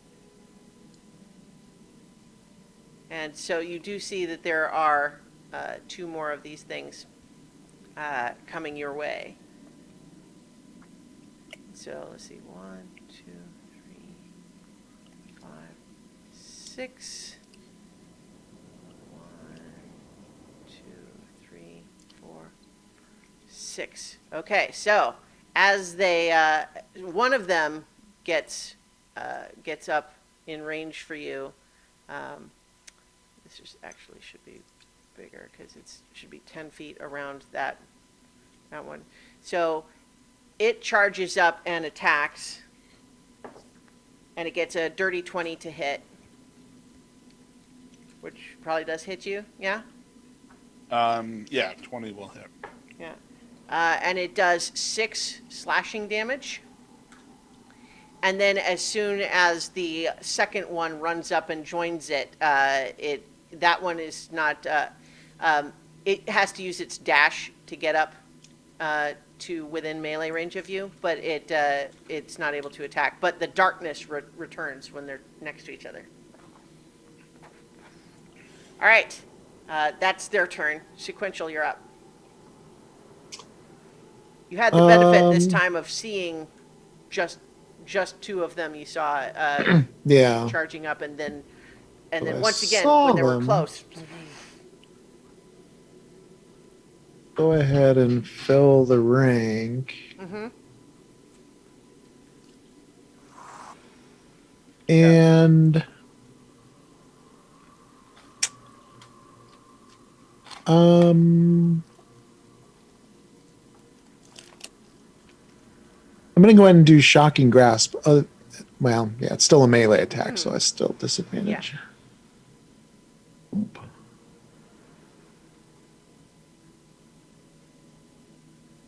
Okay. It's not gonna matter much. No. Aww. Alas, that crit doesn't do you any good because the 8 is the Wah, one wah. that stays. So, unfortunately, you reach out with the magic shocking grasp, and it is not. You were not able to make contact with anything. Anything it. else? All right. Nope. Okay, Trina, you were up again, and once again, you also saw them rushing up, so you know approximately where they were. You would still be at disadvantage to attack them, but you can give it a try. Oh, I definitely would like to try. Mhm. Gonna move forward Mhm. and swing the scimitar. All right. At disadvantage, right? Correct. Yeah.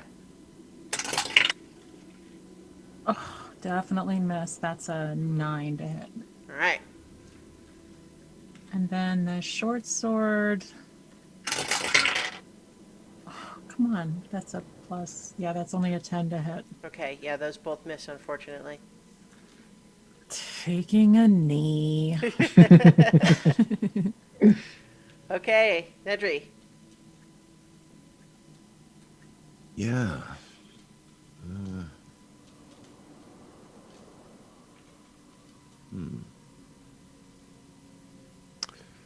Yeah.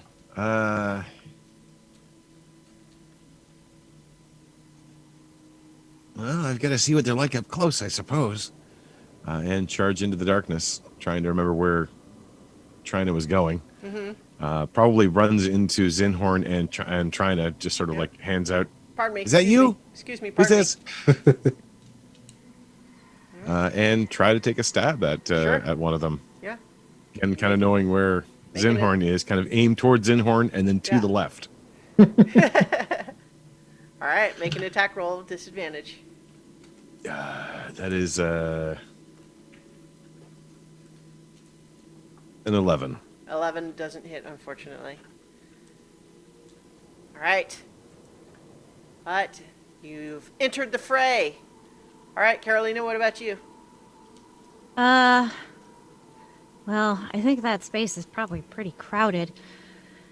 And, I didn't, last time I didn't have a really clear line of sight. I inadvertently hurt somebody. So, I'm not going to rush in with my sword drawn. That seems like a really bad idea. So instead, you hear her call out, "Oh, heroes of legend are we, though the stories name few. It was you, it was me. Through hope and fear, we have beat back the darkness. A legion of heroes of legend are we." And, well, Nedry was the last one that I saw go in, so I will give Nedry Bardic Inspiration. Very nice. Ooh. And, yeah, I think there's not a whole lot else that I can do. Yeah, because I don't have to be able to see them. They just have to be able to hear me. I mean, you can hold an attack Nice. action, but it does seem like that Yeah. any of these creatures would have to go through your friends. I will hold Mind Sliver as an action, All right. so that the minute that I can see one, I'll throw out that cantrip. Gotcha. All right. That would make it Zinhorn's turn. All right. I am going to just try my physical attacks. I'm going to swing my mace directly in front of me. This is at disadvantage? Yes. Because you know where Oh, it was, but, The first one was a crit. well, how about the second one? The second one is a 16. 16 still hits. Ooh, Yeah. Minimum damage, 4 points. Okay. So you make And- contact, but it's not enough to take this thing down.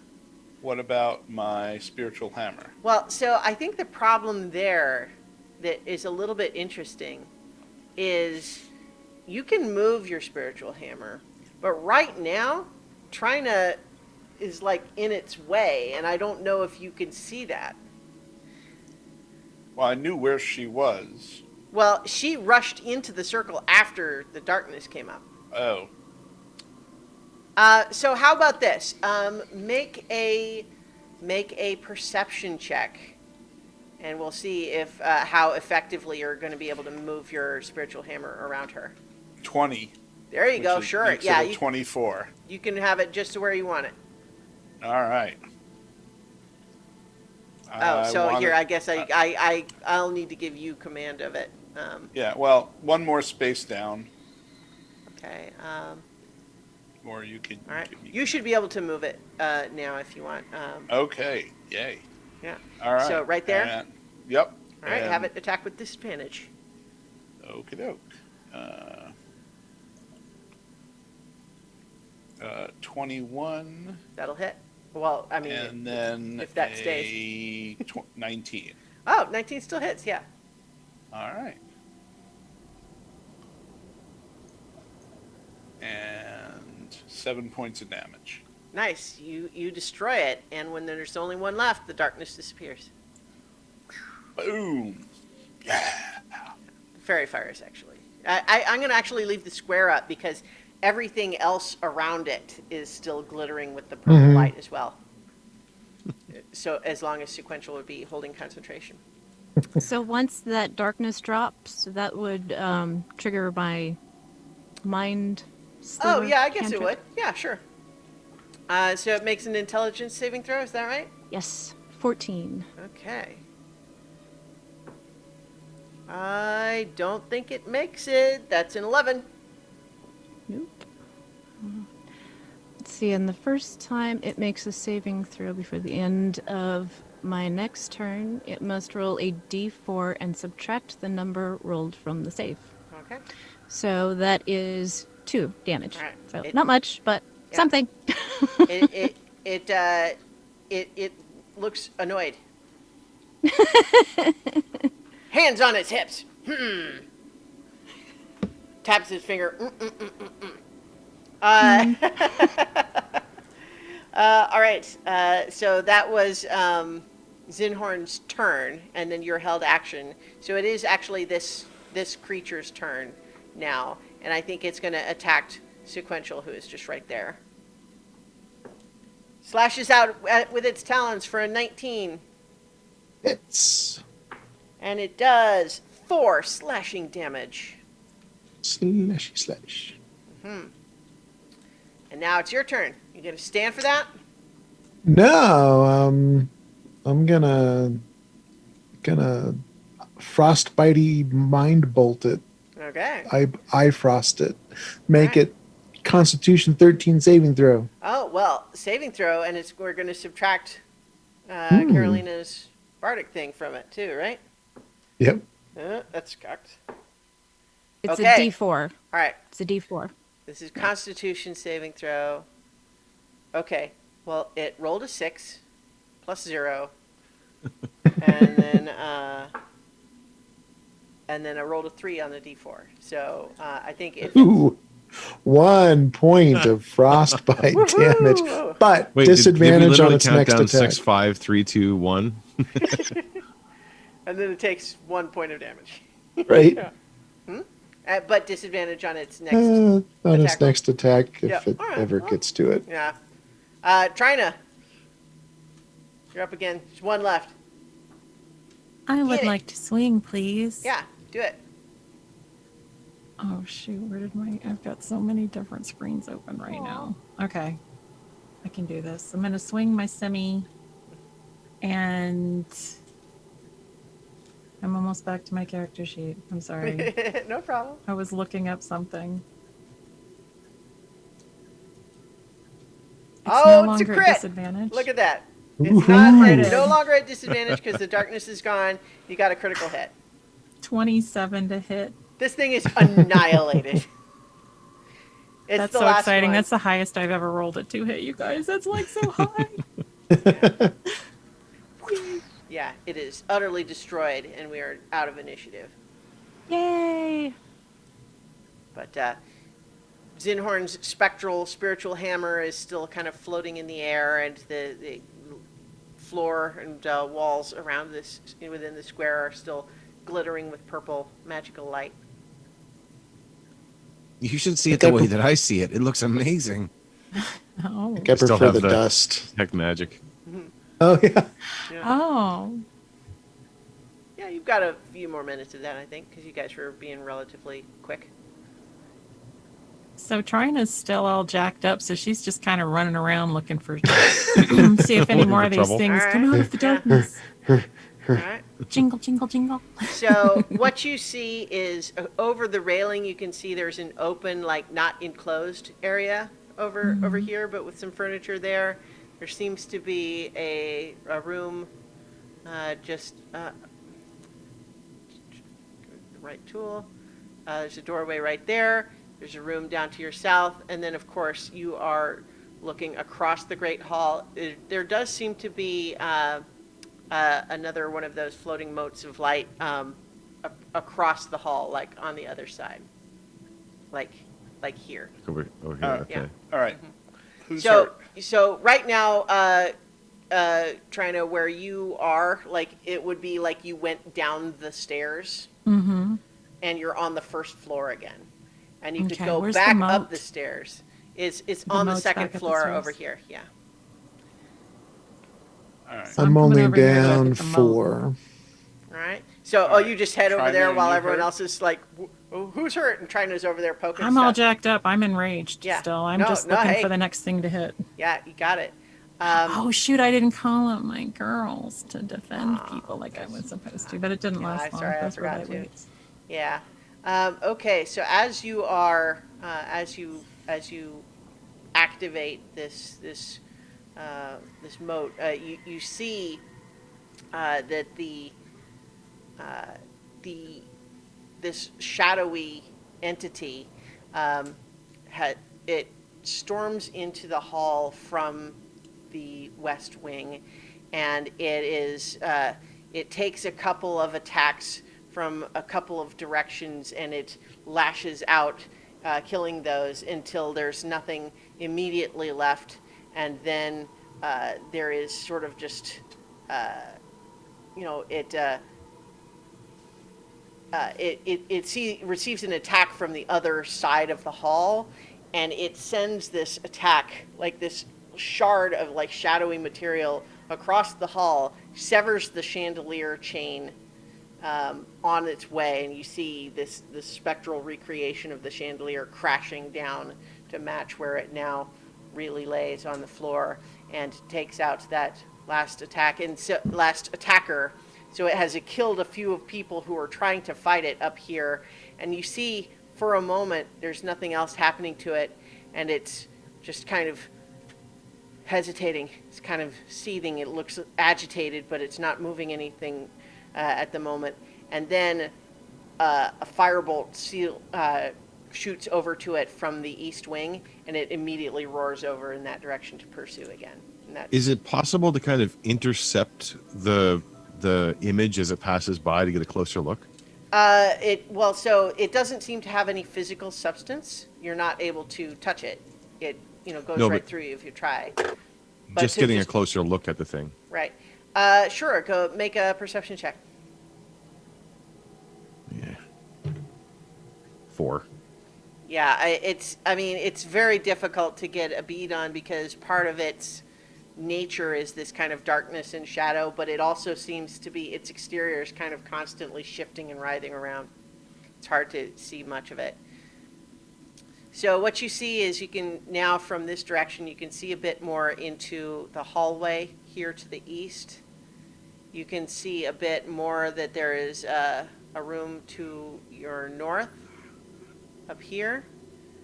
And then there's 2 rooms kind of to the south side of this this area. And then there's an overlook that, is basically above the front door right here.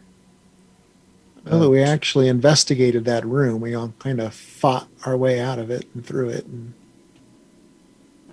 Yeah, I mean, you really haven't looked at any of those other places. if we want to back up or just go where whimsy takes us. Let's go back to where the last fight was and clear those rooms.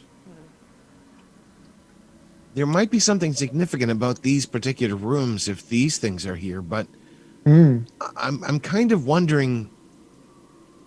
I don't know. It's like the earlier theory that the house was creating these things as sort of a replication of the people who had been here before.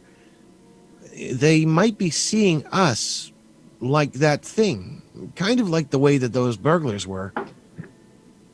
They don't seem to respond when they're talked to, but I feel a little bad about killing them. Not that they're really people. I think they're really just sort of a construct. But it's weird. Does the number of shadows that we fought correspond in any way to the number of people that fell to the shadow creature up here? You believe that it does.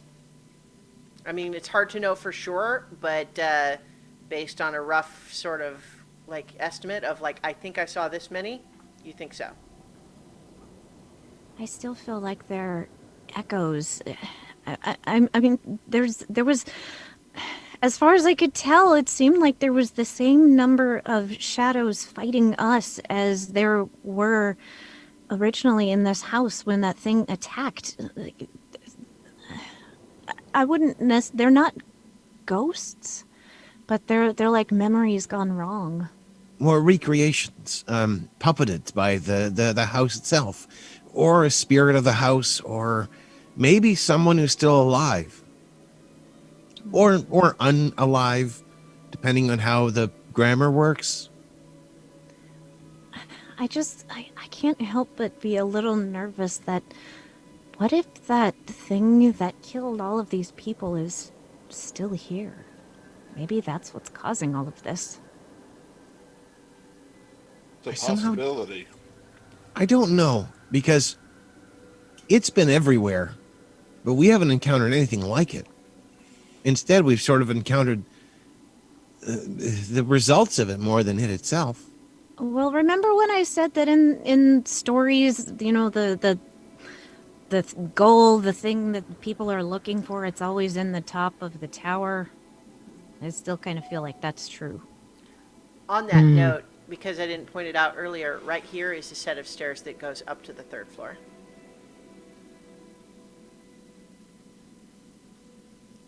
But so the room that Zinhorn has explored there includes a couch, a small table, and a chair with a desk.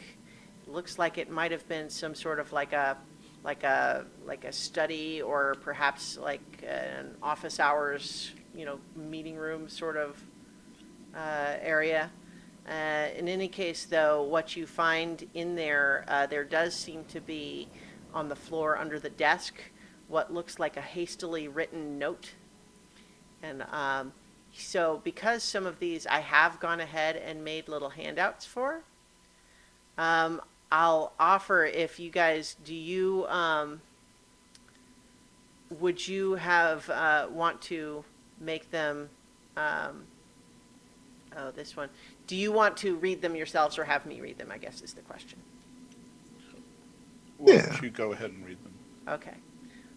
For some reason, I don't see the handout I made of this one. in Kind there, of but boring so- on the stream if we're all reading notes. Sure. Well, no, I was going to say one of you read them aloud in character, Oh, as gotcha. though your character has picked up the note and is reading it for everyone else. That's what I'm saying. But yes, in any case, what this note has, and it's written clearly like in a hurry. It's not, trying to follow any kind of orderly lines. It's someone wrote it down quickly. What it says is, entity glowing with arcane energy, hard to make out profile. Ranged blasts took out Instructor Carlisle in one shot. Evaporated/disappeared, ? Seems to fly but maintains constant height. Did not cross balcony, illusion? ? May be related to Arcanist Onyxbane's and then it's interrupted. I think it's crossed into the east wing, going to try and get to the auditorium to warn the headmaster.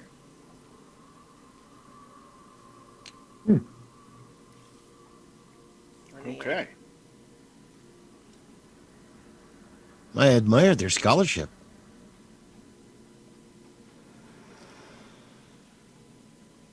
And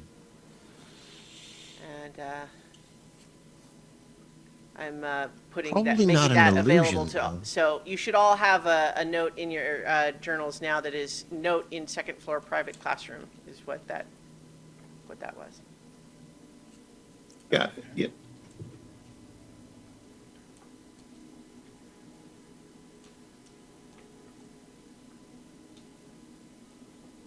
You can remove Trina's rage dot. I don't know if Sure. that's something I can do. Now, you can, but I'll do it. So if you click on your token, there's two little circles, one with a gear, one with another circular thing.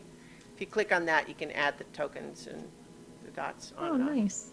You wanna, do that. But yeah, you should probably come off if you're not in rage anymore. And I took off the one that was. Don't want the X. Yeah, Just click the. Okay. Sure. Cool. It's hastily written, but does the handwriting resemble any that I've seen so far? You don't think so? Like someone wasn't being very careful with it, but you don't think so. Okay. But then again, I mean, there were a lot of people here, so it's hard to know.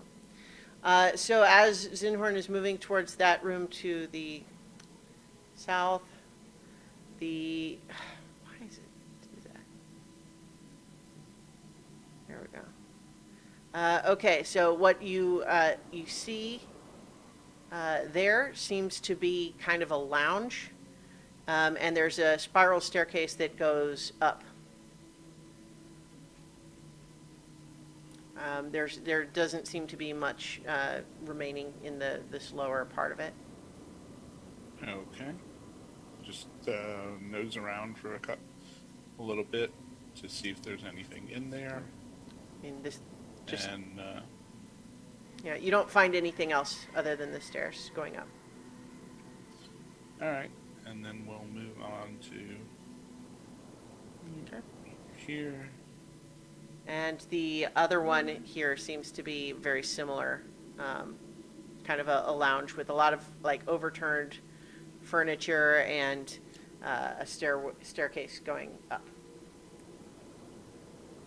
Okay.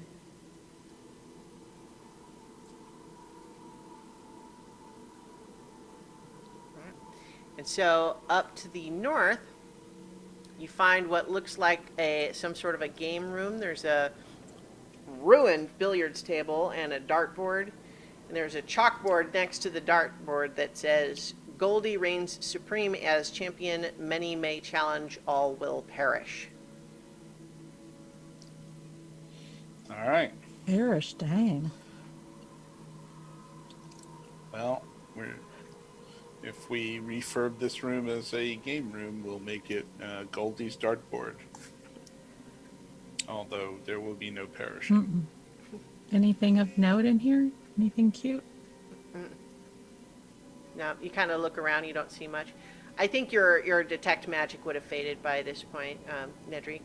I'll say you Okay. got up to this point. Like all the rooms you've seen so far, you've checked and didn't see anything magic. Actually, I take it back. Hang on, just let me double check. It lasts for 10 minutes. Yeah, so. it's 10, right? Well, I know, but you've checked I was like a just dozen rooms. asking. Yeah, so it I is didn't 10 mean to minutes, challenge. but you've checked it. You've checked a bunch of rooms since then. Let's see. Okay, yeah, no, you wouldn't have seen anything else. All right. So as you move into the east wing, you see more hallway and a number of, additional rooms here. Is that yet another staircase going up? That one is going down. Okay. Oh, and there's Actually, blood. no, that one does go up. I'm sorry, but yeah, it's like there's multiple ways to get to the. There's been one per wing. There was Yeah. one in the, Well, I guess never mind that you don't know what the whole layout is, but. But yes, it is another set of stairs going up. All right. Oddly enough, Is the this a people who room lived up? here wanted to be able to go to the third floor sometimes. Yeah, so I'll go ahead and just reveal that there's like every time I want to click, I keep clicking the reveal areas and it goes to obscure areas instead. So there's a number of small bedrooms there. These, once again, in this wing are a lot less fancy. There's, wood floors instead of, marble tile and that sort of thing. But as you enter the first one, you find several crumpled notes in one corner by the desk. The first one says, Edward, it's over. The headmaster says that my training, and then it scribbles and it's crumpled up. Another of the crumpled messages says, Edward, I never wanted to hurt you, but sometimes life just crumpled up. Last, Edward, this is not your fault, but if I'm going to be able to succeed here, and then that's it, and it's crumpled up. Okay. So in the next one over, the one Trina is in, there's a crumpled note that has been smoothed out, and it says, Edward, I love you, but that isn't enough in a world like this. And then it's finished. But below that, in another handwriting, is, look what that Sap Denis is writing. That's sap what? Denis, like a name. Denny. Yeah. So more than one person is telling Edward it's over? Or someone stole the discarded draft and is making fun of it. Ah, okay. All right. So in that one, you don't find any notes or anything, but the window that's just above the bed, you see Yeah. that someone has carved on the windowsill what looks like a bunch of stick figures that have their heads are all on fire. Okay.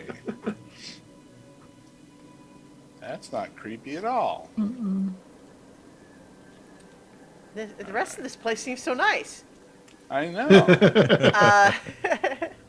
Okay. I'll be right back. I need to Okay. feed the cat before he takes a bite out of me. Sure. All right. So there's a few more rooms here.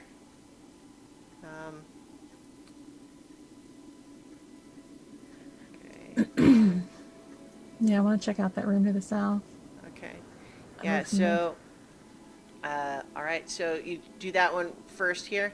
So Yeah. there's another stairwell here that goes both up and down, but the room that Trina just went in here, that one is okay. Sorry, I've got a lot of, we've got notes for all of these now. Okay, yeah, so in that one, once again, it's a slightly nicer bedroom, but, still kind of ruined.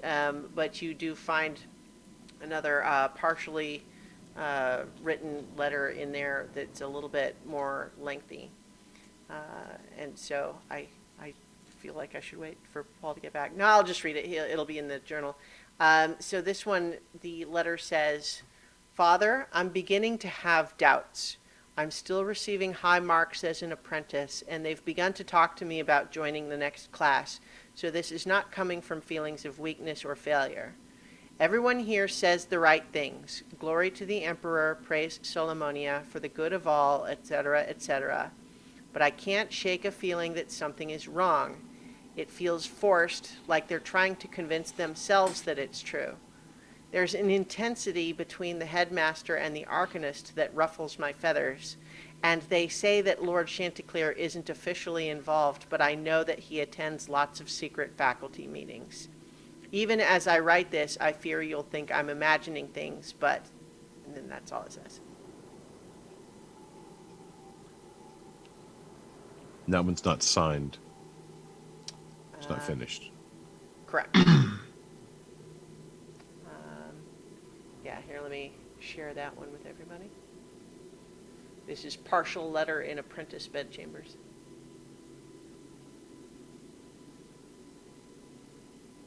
You guys clear the rooms above and to my right? No, not all of them yet. So the one directly north of you, Zinhorn, there is a half sheet of paper laying on the floor where it just looks like it, was sitting on something that got overturned. What it says is, Apprentice Pickford, please see me during your next free period. We need to discuss how much of your focus is wasted on the people you have left behind.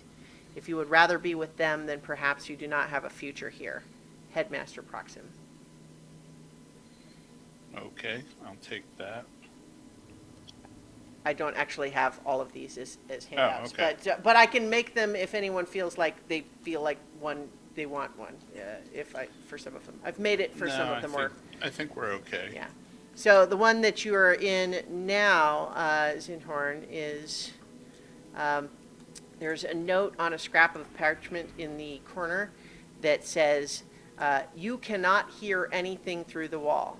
You may think you can, but only people with a death wish can hear through this wall. That's not you, is it?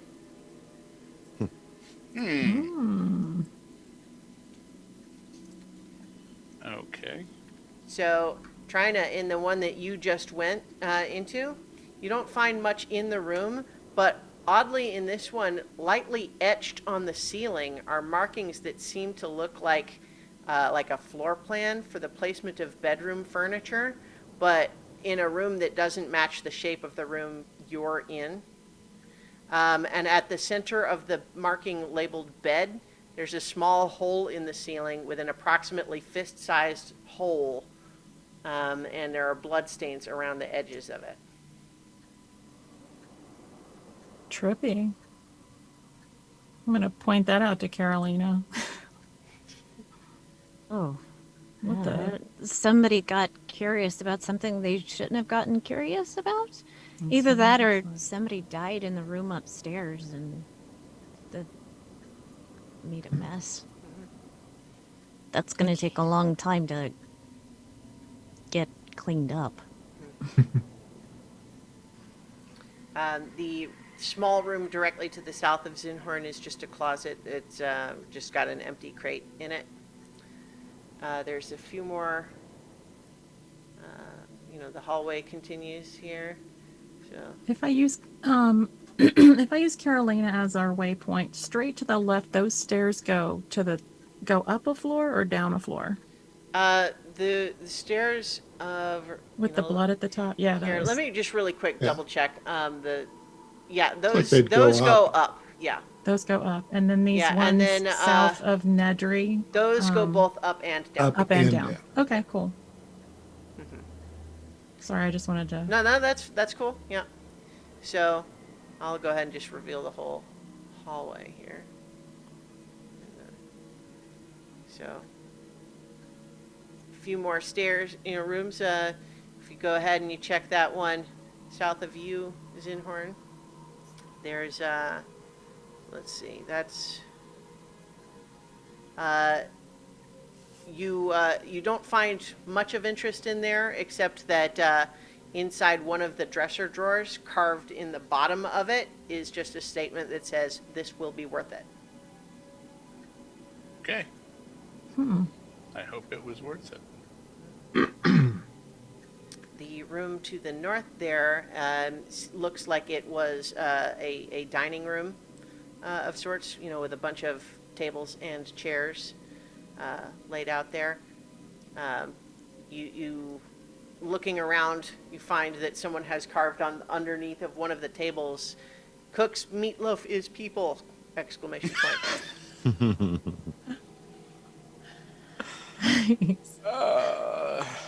Okay. Move down here. So the corner room there is, you find what looks like something that was under the bed before the before the frame got smashed, and it looks like a poem. What it says is, "Now I've got my own space, no more farts or bad breath, but now I fear grace has made room for death." Dark. Dang. I want that note. I can, here, I'll make one for that. And there's no names on these, right? And the people would be long dead, we presume. Let's see.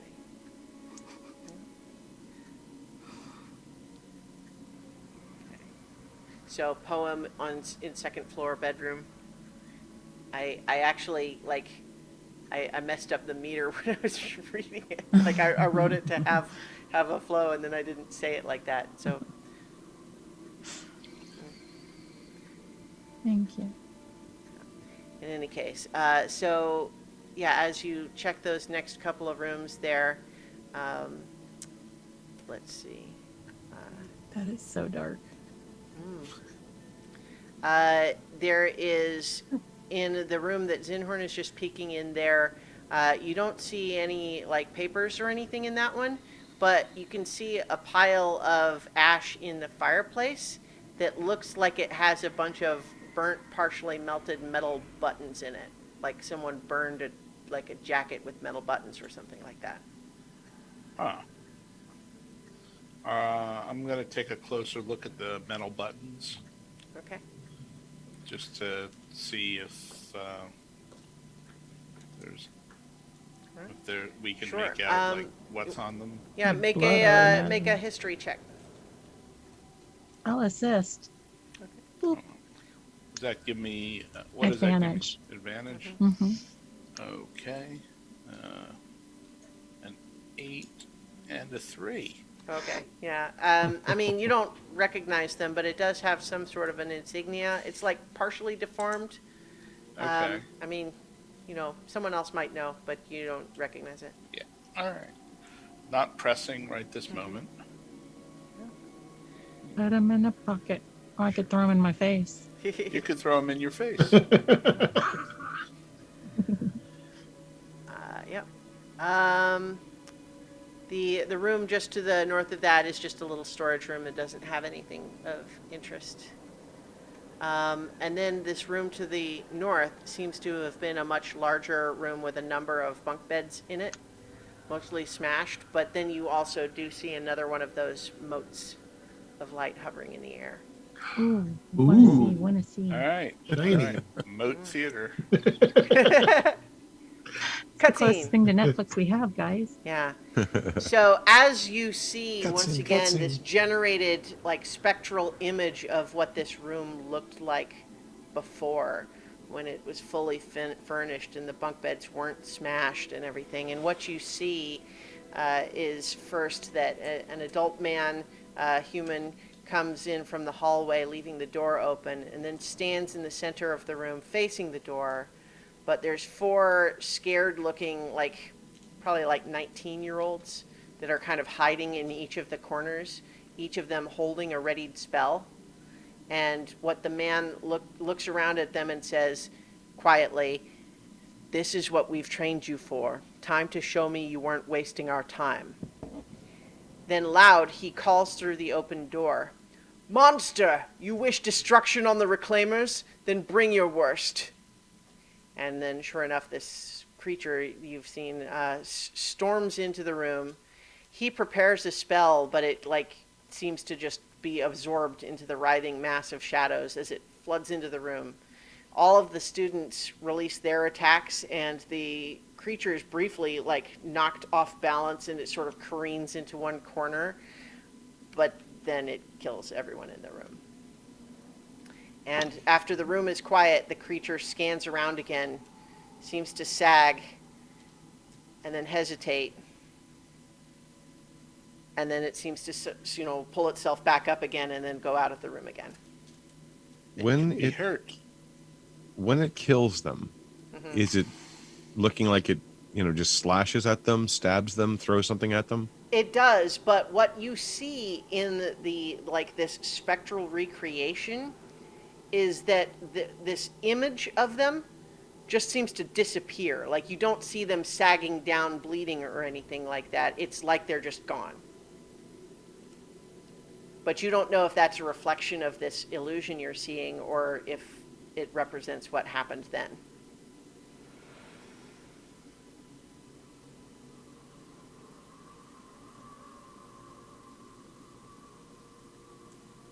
So sad, all of these people. I wonder if that. I don't know a lot about magic, but I know people, and just. I can't tell if it was disappointment that it didn't find what it was looking for, or maybe there was some remorse about all of the death. Struck me It as this wasn't- was the beginning of but then it didn't rampage. So yeah, it doesn't track.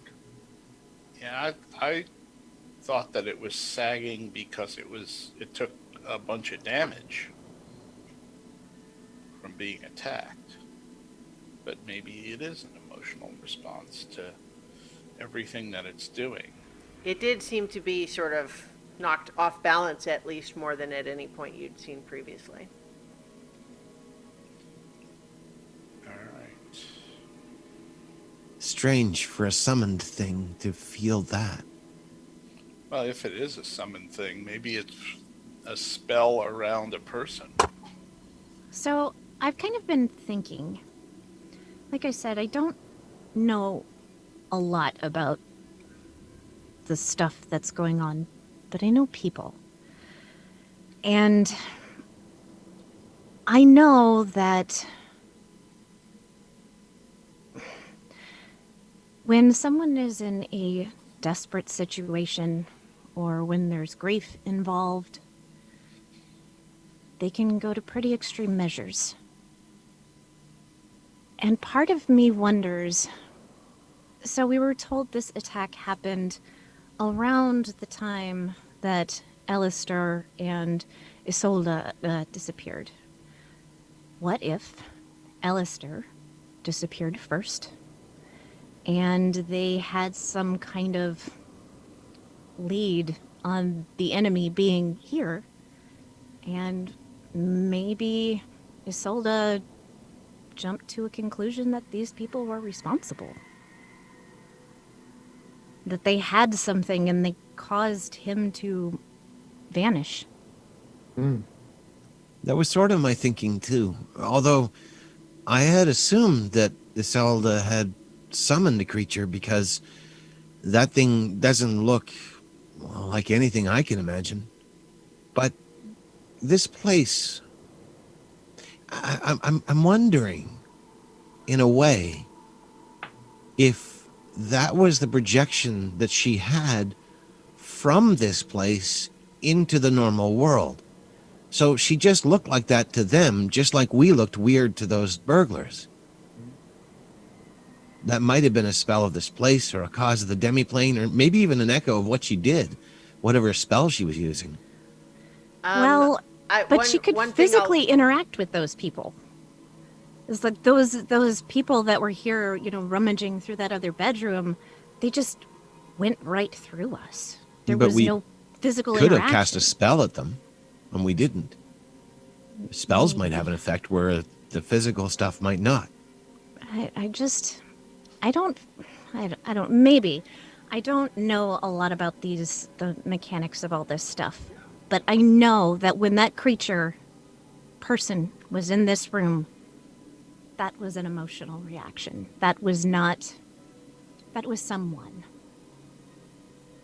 feeling something. The one thing that I'll remind, just because I feel like your characters would remember having just seen the note, and there's a lot going on, but the note that you found in the classroom out in the near the Great Hall, when it was the swirling mass of energy. Yeah. Note. Yeah. Well, but what it said was, hang on. Gosh, I lost my. Possibly related to Arcanist Onyx Bane's experiment. Mm-hmm. Yeah. Well, but what it said was entity glowing with arcane energy. Which I mentioned specifically just because I think none of you would have described the creature you're seeing in the visions that way. Okay. So maybe we're not getting a proper view of it the way, at least seeing it the way that they saw it. We're getting these shadowy echoes of those memories.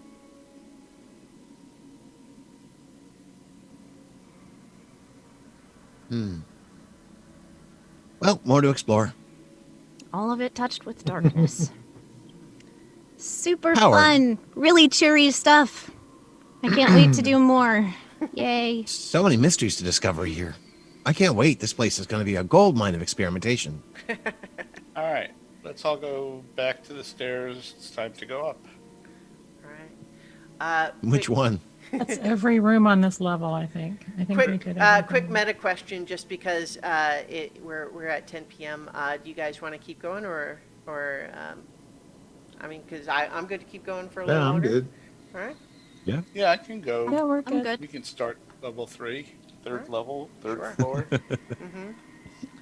All right. So yes, the first available set of stairs to the third floor would be this spiral staircase right there. This one. All right. But the other one is, just up the hallway there. So, Bloopy, bloopy, bloop. heading up there. Bloopy, bloopy, All right. Let me, Flush. flush. Oh no, we're going up. Reverse flush. Mario warp pipe sound. Yeah. You're not going to be here until I put you here. Let's see.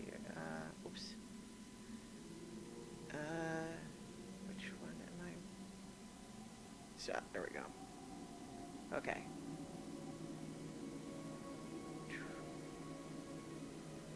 All right, and then, all right, here you go. Let me make sure I don't have two of you on the map. I don't think so. Okay. Yeah, so you guys just came up those stairs. You see the little bit of a hallway here? Yeah? Yep. All right. Mm-hmm. All right, so there's one door, directly across from you there, and obviously the hallway that goes in both directions.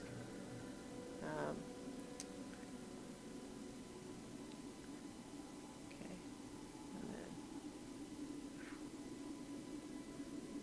I'm gonna check out this room that we're right in Alright. front of. Please okay. and thank you. Sure. So let's see, that one. Okay, this one is. In this room, you see that the bed mattress has blood soaked through and a small hole through the center. Underneath, there's a similar hole in the floor. You recognize, though? Oh, this must Yeah. be the one that was above it. And, you didn't look at it carefully, but you would guess that the placement of the furniture in here matched the marks on the ceiling in the other room. Dang. Is there anything No, there's nothing other else. than blood? No.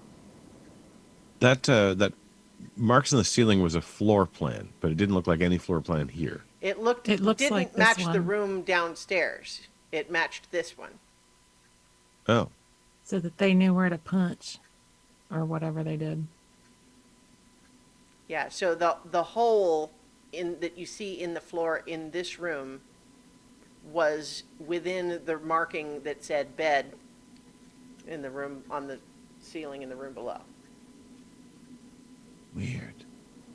Well, there was that person that. Do you remember the message carved into the dresser that they were going to pay? I don't know anything about the people that lived here, but that seemed like a death threat if I've ever heard one. Well, I think one of the things too, though, that what you guys knew and found out about what the reclaimers were. I mean, like it was very secretive, like how they did their training and what they did and everything. But I mean, what they were being trained for was essentially dangerous adventuring sort of things, and then they kept secret from everyone how they did everything, which is a little bit incompatible, honestly, with this idea that they nominally worshipped Solomonia here, because all of you would know one of the tenets of Solomonia's whole deal is that secrets are wrong. You shouldn't do Bad. that. Yeah. Secrets are wrong, but people are complicated. So that one, let's see. So in that room, the one that Carolina just went in there, you don't see anything at first, but then you realize that this rotten rug in the center of the floor has one corner that kind of is a little bit like folded over, and you realize there seems like something underneath it. When you pull up the rug, you see that someone carved into the floor underneath it a simple sentence saying, "This is where I belong." Sorry. Can I tap on the floorboard, see if there's any loose ones, something like that? I don't know. You check, but you don't find anything. Seems an odd thing to have under a rug, but I wonder what's under this room. If it correlates to anything. Well, a lot of the Or if places they were you've just seen really sentimental carvings, about well, this room. not always, but I guess a lot of the places you've seen carvings were in places that would have been hidden, like the inside of a dresser or that sort of thing. Not all of them, but some. So, the Zinhorn is right by one here. That one seems to have a closet. And you open the closet, and inside the closet are dozens of empty wine bottles. And then there's a balcony for this room. It's a little bit nicer than some of the other bedrooms in this wing. And on the balcony, it's a wooden balcony, and it looks like someone took something round and metal, almost like a coin or a medallion or something, and they pounded it into the wood, like with a hammer or something. And so it's so like smushed on the upward facing side that like there's no reading it, but it's like was pounded into the wood so that it was flush. would I know if that would be some kind of like cultural, like for good luck, like how you would nail a horseshoe over like a door frame, something like that? So are you thinking like a cultural thing or like a magic thing? Yeah, like a cultural thing, like somebody from Yeah. out in the sticks in the city for the for the first time, and they Make a history check.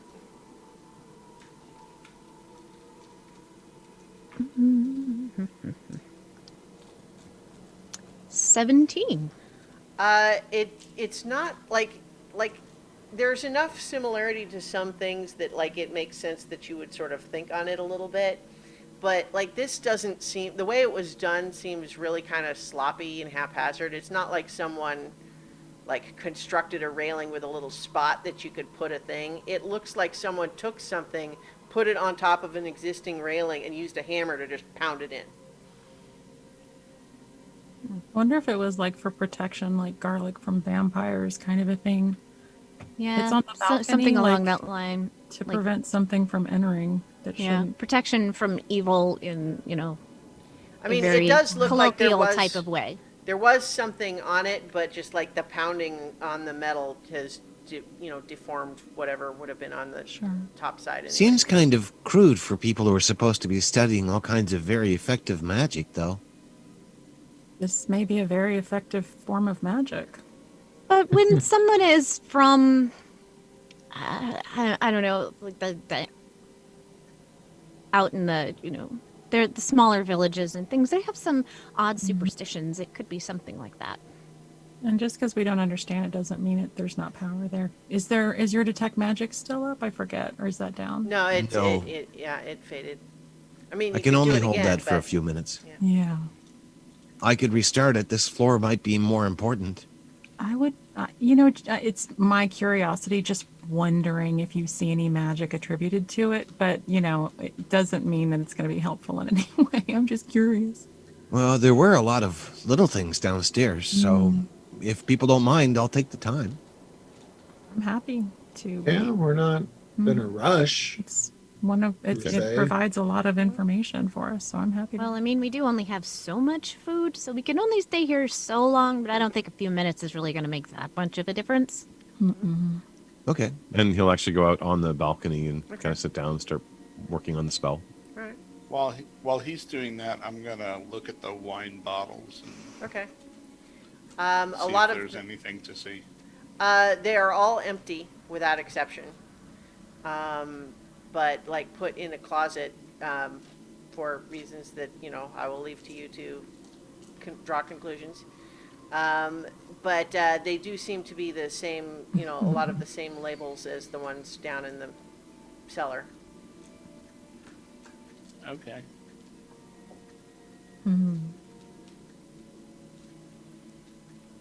So Nedry is, everyone's kind of just meditating on their thoughts, and Nedry completes his ritual, there is nothing in this room that is magical. The whatever this thing in the banister is, it's mundane, or at It's least not magical.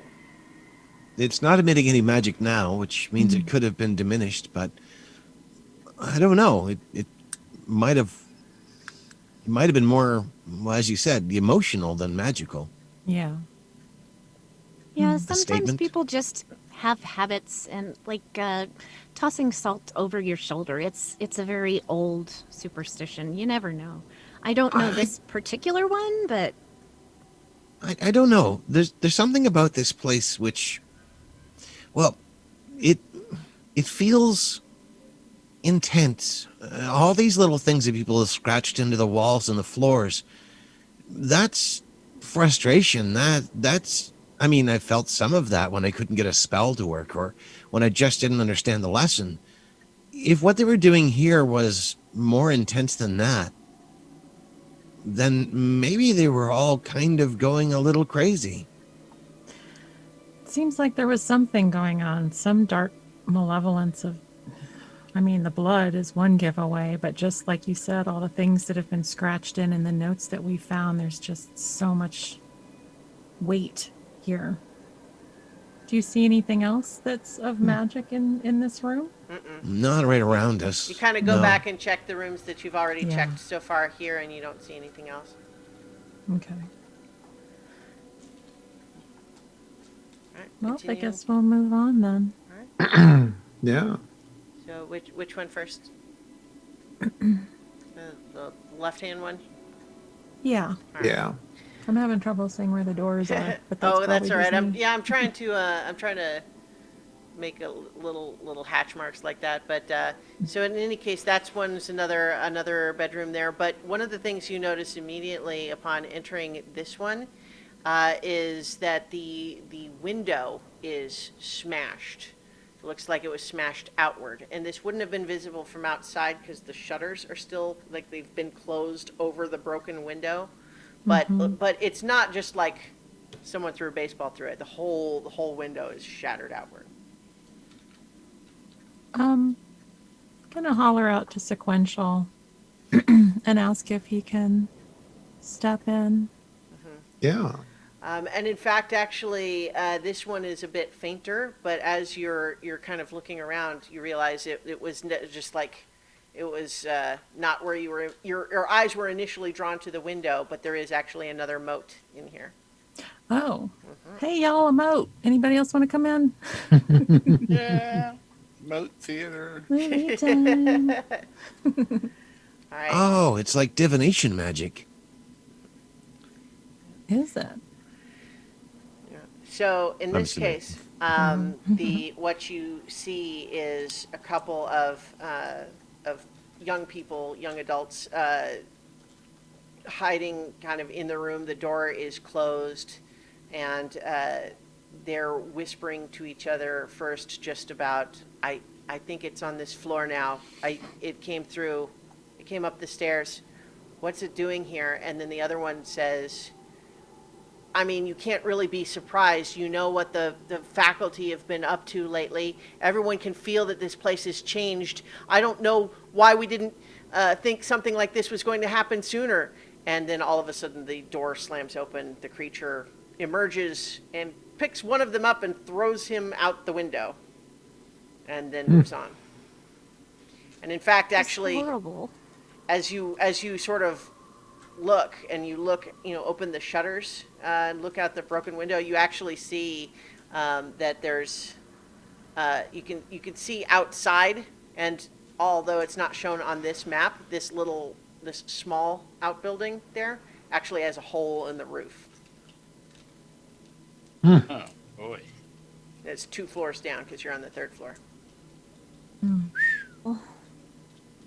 I would like to go, and I'm guessing Zinhorn, you would like to go as well, and maybe see if there's anybody to perform any rites on. But Well, remember, this is not 85 and years and, ago. and a lot of also this is like the pocket, so I think all Right. stuff like that would maybe have been removed. Yeah, you haven't found any bodies so far. Oh, that's or right. turned No. into Found a single body, have we? Oh, They're now all things dust now. replace themselves, and they're all dust zombies now. I think. Well, in Well, fact, except I for mean, the other doesn't- ones. dust and even the rage. place where you would have expected that there might be remains, like in the crypt of even older dead people, those remains had been removed. Well, in that case, sequential, maybe you can help me just secure this window against whatever the hell could come at us. I mean, the blinds, Winds. the Certainly. shutters were already closed. It's so you can just close them again. Yep. Close them. Use the Sure. mending necessary. Spruce them up. We'll just make a note for later. All right. And then into this next room. Yeah. So in this room, you immediately get a lot more light because this seems to have been some kind of a solarium. There are windows just kind of all around this area and a door to this open deck on the outside, and it's just kind of a sitting room where there would have presumably been lots of light, but there is another mote of memory here. Oh, I wish these were ever uplifting. I will not be sorry to leave this place. No. I want to know how they work. So in this case, you see a stern-looking, middle-aged Aarakocra seems to be glaring at a point on the floor, and he's shouting, and he says, "We are under attack, and you do nothing? Answer for yourself, Sombra." And then you kind of like have to like refocus your eyes a little bit, and you realize that where he's shouting, like where he's looking, you see a shadow on the floor that looks like a humanoid, like crouching, but there's nothing there to cast the shadow. And it's like crouched there, like trembling. And he continues, and says, "What is the point of all our offerings if you crumble under the first assault?" And as he is shouting, you see his shadow with sort of this strange aura starting to form around it. This aura of deep purple and a strange pearlescent shimmer. He continues, "Your charges are dying because you are not helping. This is dereliction." And the aura on his shadow starts to send out tendrils which permeate the crouching shadow, and it thrashes around. "This is weakness," says the man. "Very well, then the headmaster and I will have to stop this entity without you." And as he starts to leave the room, you see this Aarakocra man, his appearance shifts and changes until he looks like a 20-something human. And he says in a different voice, "This face ought to give it pause." And then he leaves, and as the uncast shadow continues to writhe within this aura, the light in the whole room seems to fade until the shadow can no longer be distinguished from the darkness surrounding it. So as that person left the room, Carolina goes chasing after him, but Yeah, clearly vanishes. yeah. Yeah. So she's in the doorway in the hall, kind of looking around. Yeah. Does the name Sombra mean anything? I guess make an intelligence check. Just intelligence? I mean, I guess history if you have it. Mm-hmm. Yeah. Blast. 12. I mean, you're not sure. I mean, it sounds like a name. It doesn't specifically ring any bells. But you do notice, I mean, the thing that did seem distinct in this case, though, is that in all of these others that you've seen, there's these spectral sort of recreations of people. But in this case, whatever he was shouting at, like, you saw a shadow, but nothing there to cast it.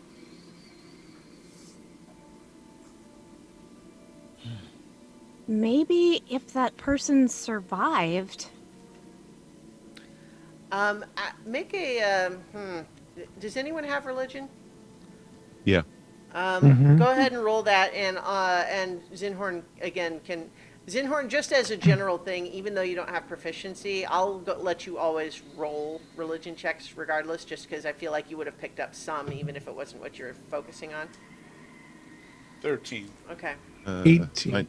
19. All right. Oh, so several. So I think one of the things that stood out to you in that dialogue then is that the guy, one of the things he said in that is, what's the point of all of our offerings if you crumble after the first assault? And like, you would know that in this world where spirits are common, generally speaking, you increase the power and change the nature of spirits by giving them offerings. I wonder if that was the nature of his experiment. He was trying to manifest a spirit intentionally. Most of the time, they sort of arise out of collective experience, at least from the little bit amount of reading I've been able to get on it. There's surprisingly little books that I've been able to access. Although now that we have access to the library of the university, maybe I can find more. But if they were trying to do that, I would imagine it would be a tricky thing, because you'd have to make people intentionally think some things. And if it goes wrong... Yeah, what sort of place could you maybe do that?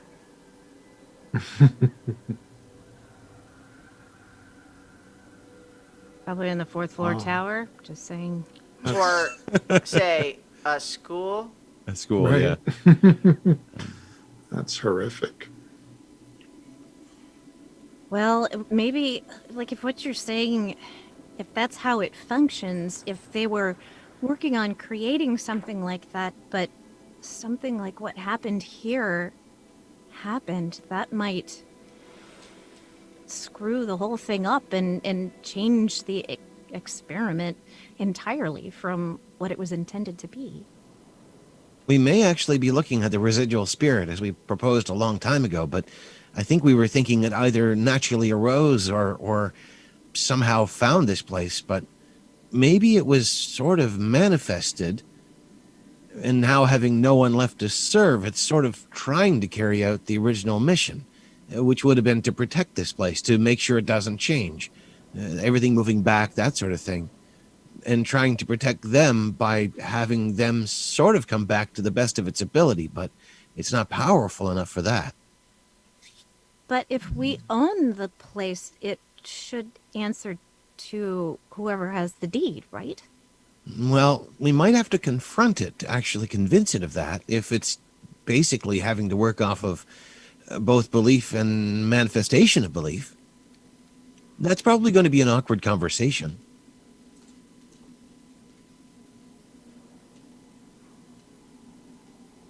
You may not I also just think believe something as horrific as everything that we've seen so far happening to a brand new spirit like that. I know, even as just like a person, what that might do to like a person's mind. Like, if it would shape a living being that much, what would it do to a spirit that has a lot of power and is kind of, I guess, maybe a kid? 'Cause it didn't seem like it was a particularly old spirit they were trying to create. Like, it was seemed like a new thing. Well, So think to be about a fair- child It being would be. exposed to all of this. Well, to be fair, it wasn't completed. They kept talking about the experiments ongoing, and they were interrupted by a horrific thing that tore through everybody who was here. That was as much to blame as anything else. Granted, it doesn't sound as though whatever Onyx Grinder was trying to do was necessarily all that in favor of the students either. That would explain some of the extreme messages and some of the reactions too. I mean, it can drive people kind of crazy just to get a wrong answer on a test, but if it's also a sort of spiritual test and pressure and everything else, well, that could manifest all the wrong things. Mm-hmm. But if they wanted to make this place scary, that would be one way to do it. I'm wondering too if it's related to something they found. I mean, that was their whole sort of existence, purpose was to find things, and maybe they found something that convinced them they could do it. You know, some sort of evil that took root. I really want to find their notes. And is it just me, or do you think that the Aarakocra, the face that he put on of the 20-something human, does anyone else think that might be Alistair? Well, I feel like because he said the headmaster and I will have to deal with this, so I feel like it was probably someone pretty high up there, maybe Master Arcanist Onyxbane or the Chief Ranger, Tanglefoot. Maybe one of them seems kind of likely. I wonder If if it's somebody it was that's going to be supposed working in tandem with the headmaster. That seems logical. Well, no, I think they were trying to scare the thing that was coming in, the invader, Yeah, which that's means they what I had some thought. idea of who it might be. Well, I think I don't- there's only one way to find out, and standing around asking questions isn't going to get us any answers. No. Let's keep moving. Alright. So there's one room to the north there before the hallway does a dogleg there, and then another room on the south. Which one first? North. Alright. Yeah. Okay, so what you find in there is not a bedroom, but what looks like it might have been a study room or something like that, and it has openings out onto a balcony. But one of the things that you immediately notice there is that like all of the furniture and even the floor and the walls, someone has carved like hundreds and hundreds of little messy spirals into it. Like it's Like- all, it's like every accessible surface. Whoa. And it's not done in a decorative, ornate fashion. It's done No, like, no. hey, this crazy, is- scroll, yeah, scroll. Yeah. That's interesting.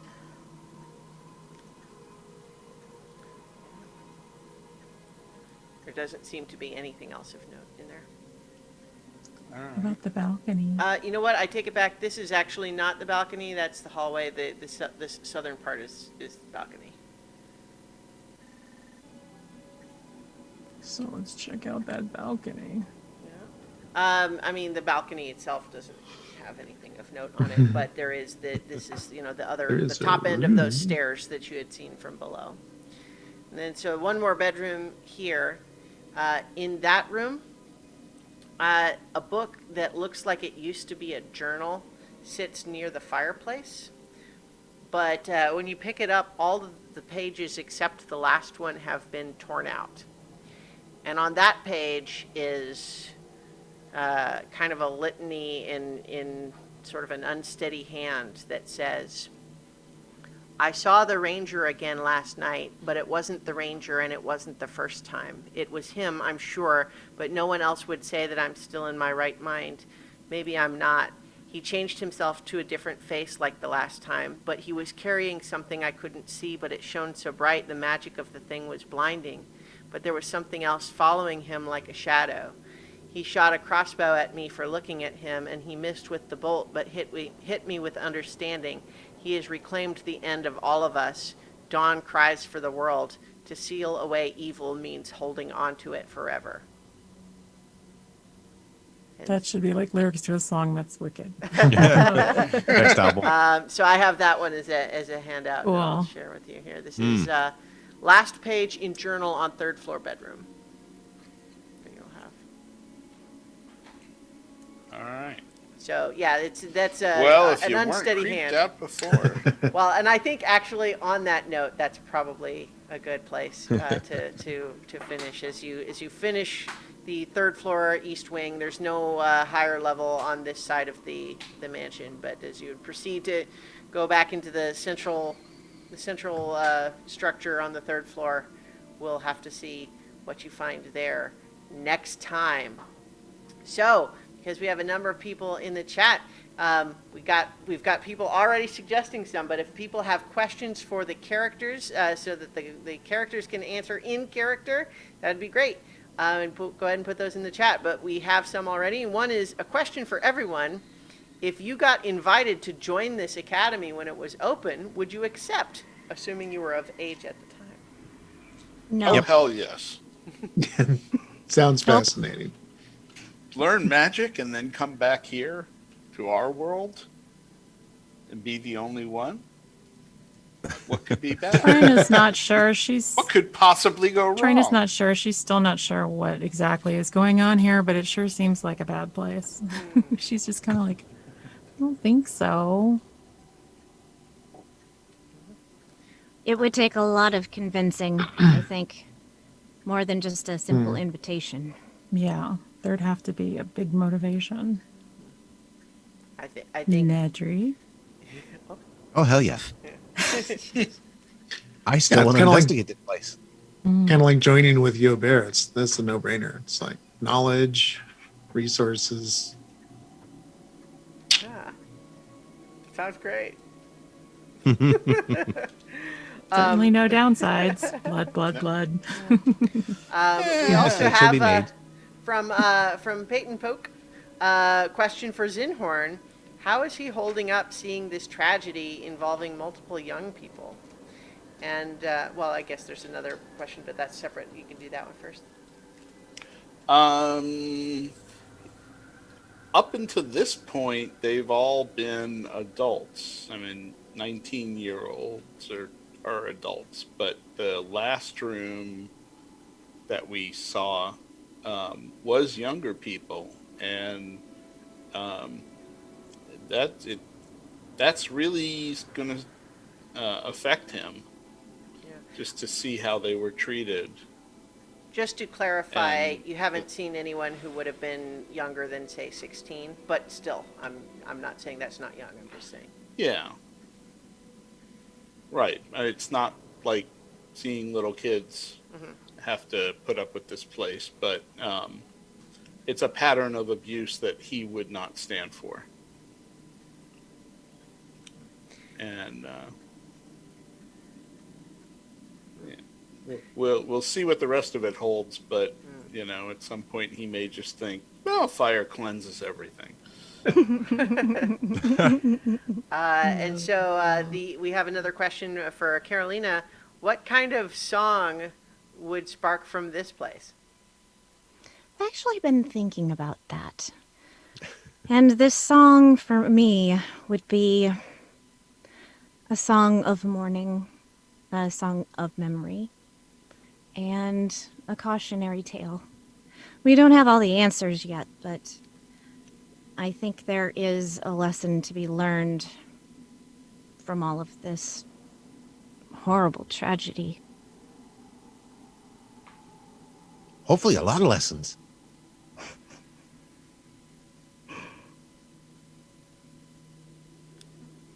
All right, well, we'll find out what lessons await on when we return next week for more adventure on so many levels. So many levels! And, So many levels. welcome to those of you watching us live here for the first time, or if you're watching any of this for the first time, we love you whether you're watching live or on YouTube or via podcast. It's great. Thank you so much for Christiana, enjoying our adventure with us. speaking of YouTube, we Oh, should yes. mention what's there. Yes, I believe we've kind of sort of obliquely mentioned it a couple of times, but some of the songs that our lovely Starla has been singing in character as Carolina are in fact full songs that have been produced and everything with music, produced by our wonderful Chooch Schubert here, including the Ballad of Storm and Stone, the Paladin Song, and Whither Wanders a Druid. And those are all available on YouTube as the full song with the music and the lyrics presented on screen. And these are songs about the characters from our first campaign, which is just incredible. Everyone should go check those out. I will put links to them in like the notes for this YouTube video and so on. But those are amazing, and I'm just so tickled that they exist, and so proud to have such talented people in our game here. The songs are just amazing. You guys did an amazing. Just, they're beautiful. Yes, they're so good. So yes, thank you for the reminder. I certainly would have been kicking myself if I had gone through without remembering. But so if you're watching this on YouTube, you'll be seeing at the end, in the corners, there will be links to hear those songs. So in the meantime, though, we'll be back for more adventure and maybe more songs on so many levels. On those many, so All the levels. Oh, Every single one. Fourth levels.